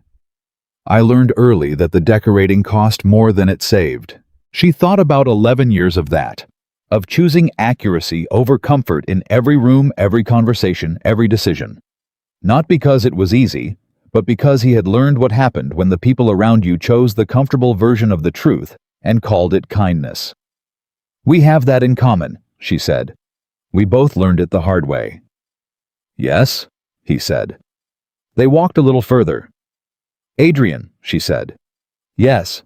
I have something to tell you that I've been working up to for about 6 blocks, she said. He looked at her. "I'm terrified," she said, "of this, of what this is between us." She held his gaze and said it with the same flat, clear honesty she had used in every conversation with him, because there was no other way she knew how to be with him. "I'm terrified not because of who you are, because of who I just was. Because I got it so completely wrong once, and I was inside it, and I didn't see it, and I've been asking myself every week for 6 weeks whether I can trust my own judgment about a person." He stopped walking. She stopped beside him. "I know," he said, quietly. "I think I can," she said. "I think I can trust it. I think what I see when I look at you is accurate." She paused. "But I needed you to know I'm not walking into this without seeing it clearly. I see it. I see the complications. I see the history. I see the things you're still working through." She met his eyes. "And I'm choosing it anyway." He looked at her for a long time. Sophia, he said, I've been watching you for 6 weeks rebuild something from the ground up while simultaneously fighting on two different fronts and making decisions that better people than me might not have been able to make. He paused. You don't have a problem with your judgment. You have a problem with how long it took you to trust it. A pause. That's different. And it's going to keep getting better. She breathed. Okay, she said. Okay, he said. Neither of them moved. And then he reached out and she moved toward him at the same moment, which was the only way it could have happened between two people who understood at the same time that what they had been building toward was simply this: two people choosing each other in full view of everything, with no performance and no management and nothing between them except what was actually there. She stood in the circle of his arms on a Chicago sidewalk in the thin cold of an almost spring evening and felt the solidness of him, not the coldness she had heard about in rumors, not the danger she had imagined when she walked through his door. Just a man, a real man, complicated and careful and trying, who had looked at her terrified face on a rainy night and said, "Come sit down," and had not in 6 weeks of being given every reason to let her down. "I'm glad you pushed through that door," he said against her hair. "I had nowhere else to go," she said. "You had anywhere," he said. "You chose there." She thought about that. He was right. She had not been steered. She had not been directed. She had been running and afraid, and the door had been there, and she had pushed through it because something in her, the thing that was still cross-armed and waiting when everything else had gone quiet, had chosen it. "I chose it," she agreed. The Moretti Group's first project under the new structure was announced 6 weeks later. A mixed-income residential development in the 3rd Ward. 12 stories. 140 units, 40% affordable at income levels that served the families actually living in the neighborhood rather than the families the neighborhood was being developed to attract. Ground floor dedicated to community services, a health clinic, a tutoring center, a space for local small businesses. The design was by Bennett Design Studio. The announcement ran in the Tribune, which gave it 4 paragraphs on the city desk, and in the architecture and design publications, which gave it considerably more, because the design was extraordinary, and the people who covered design recognized that immediately. What the Tribune piece also mentioned in a sidebar that Carol Marsh wrote herself was the completion of the Moretti Group's restructuring the Federal Cooperation Agreement and the charges filed against Dominic Reyes. It mentioned Ryan Carter's cooperation agreement and the reduced charges that had been agreed upon as a result. It mentioned Thomas Vega's name finally in print, and it mentioned Marie Vega, who had agreed to speak on record and who had said in the single quote attributed to her, "He tried to tell the truth, and it cost him everything." I hope this means it cost the people who made that decision something too. Even 15 years later, Sophia read the article at her drafting table and sat with it for a long time. She thought about Thomas Vega, who had been an accountant, who was good at numbers, and who had tried to do the right thing. She thought about Marie Vega, who had spent 15 years teaching school and raising Elena and not knowing. She thought about Elena, 18 years old, who had called Adrian and been angry, and then said her mother had told her that how you handled the things that happened to you defined what kind of person you were going to be. She picked up her phone and called Adrian. "Did you read it?" she said. "Yes," he said. "The part about Thomas Vega," she said. "Yes," he said. She waited. "His name is in print," he said. "Finally, the real story." A pause.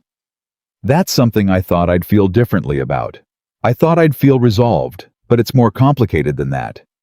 "It's always more complicated than that," she said. "I know," he said. She heard the weight of it, and she did not try to lift it. She had learned that some things were not meant to be lifted, they were meant to be sat with, acknowledged, allowed to be the size they actually were. "Come over," she said. "I made soup." A beat. "You made soup," he said. "Don't sound so surprised," she said. "I made soup. It's not as good as Inez's. Come over anyway." A pause that she understood was not hesitation, but was something closer to the private expression of something he didn't quite have words for. "I'll be there in 30 minutes," he said.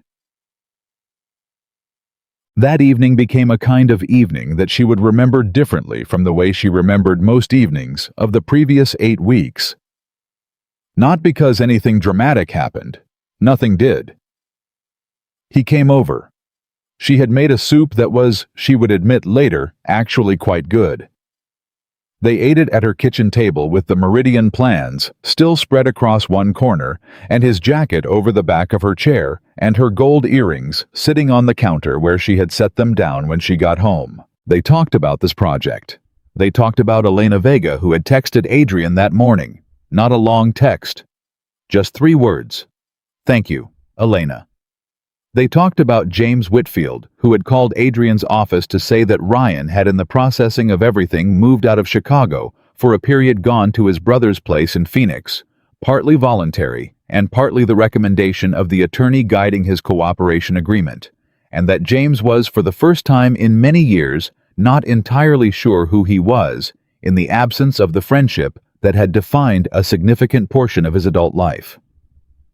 Adrian had listened to James say all of that, and had said with the specific directness that was his nature, "That sounds like the beginning of figuring out who you actually are. That's not nothing." And James had been quiet for a long time, and then said, "No, it's not nothing." They talked about Dana, who had driven in from Evanston the previous Saturday, and spent 4 hours at Sophia's apartment, eating takeout and talking about everything that had happened, and who had said at the end of it with the frank love of someone who had known Sophia before Ryan, and was deeply glad to see what was on the other side. "You sound like yourself. I missed the sound of you." At some point the conversation became quieter, not because there was nothing left to say, but because the silence was comfortable, the particular comfortable silence of 2 people who were learning each other in all the ordinary ways, and finding in the ordinary ways that the learning was good. He helped her clear the table. They stood at her kitchen counter, and she handed him things, and he put them away, and it was a small domestic, completely ordinary thing that felt to Sophia like the most extraordinary thing that had happened in 8 weeks. Not because it was romantic, because it was real, because it was the kind of thing that existed in the life she was building, and not in the life she had left. The kind of ordinary where you stood beside someone, and they were just there, present, without an agenda, without management, without the constant monitoring of the dynamic, to make sure it was producing the right results. He left at 10. At the door he looked at her with that expression she had been filing away the real one. "Sophia," he said. "I know," she said. He smiled a full one this time, not the structural predecessor, not the almost version. The actual thing. It changed his face entirely, and she understood that she had been waiting without quite knowing it for that particular revelation, the face underneath the careful face. "You're going to keep saying that," he said. "Every time," she said. He left. She stood in her apartment in the evening quiet and looked at the meridian plans on the table, and the Philadelphia fern on the windowsill, and the gold earrings on the counter, and the bowl of soup things in the dish rack, and the life she had built from a rainy November night, and a door she had pushed through because she had run out of other directions. She thought about who she had been at the Whitmore Gala. The woman in the midnight blue gown with the pearl earrings that photographed well holding the warm sparkling water, running the practiced smile, completing the familiar process of figuring out what she had done wrong. She thought about who she was now. Not fixed. She was not going to make the mistake of calling herself fixed because she understood from 6 weeks of working with women at Patricia and Gwen's nonprofit that there was no fixed, there was only moving. Improving, learning the language of your own needs. Again, getting better at hearing the cross-armed voice inside you that said, not this and not him and not anymore. She was moving. That was what she was. She was a woman who had walked into a terrible situation and turned it into a business contract, a federal investigation, a nonprofit commitment, and a project that would build homes for families who needed them. She was a woman who had given Ryan Carter the most honest thing she had ever given him when she told him she couldn't help him. She was a woman who had held Marie Vega's attorney's business card and called without hesitation. She was a woman who made soup that was actually quite good and kept ferns that had been called messy and wore the earrings she chose. She was a woman who had looked at a man across a table in a restaurant that wasn't a restaurant in the middle of the most complicated 6 weeks of her life, and had chosen him with both eyes open, and no performance, and no management, and the full knowledge of who he was and what they were walking into. She realized, standing in her kitchen in the quiet of the evening, with all the evidence of her chosen life spread around her, precisely herself. Not the self before Ryan exactly. That self had existed in a kind of innocence that didn't survive experience, and Sophia was not interested in pretending otherwise. But the self that was here now, tested, specific, clear-eyed, capable of fear and courage, simultaneously committed to the work and the people and the spaces that mattered. This self was better. Not despite what had happened, because of how she had moved through it. The woman who had run through the rain from a toxic relationship hadn't found a rescuer waiting on the other side of that heavy black door. She had found a man who had looked at her terrified face and not seen a victim. She had found a door that opened when she pushed it. She had found, in the most unexpected possible way, the conditions under which she could finally fully remember who she was. She had done the rest herself, and the doing it herself. The pushing through, the choosing and building and standing and speaking and refusing and working, and returning again and again to the truth of her own instincts, that was the part no one could give her, and no one could take away. The woman who ran from her toxic ex into a mafia boss's arms had discovered on the other side of everything that the arms that mattered most were the ones she'd had all along, the strength she carried in herself, the voice she'd almost let someone silence, the life she was absolutely, finally, and without apology, living on her own terms.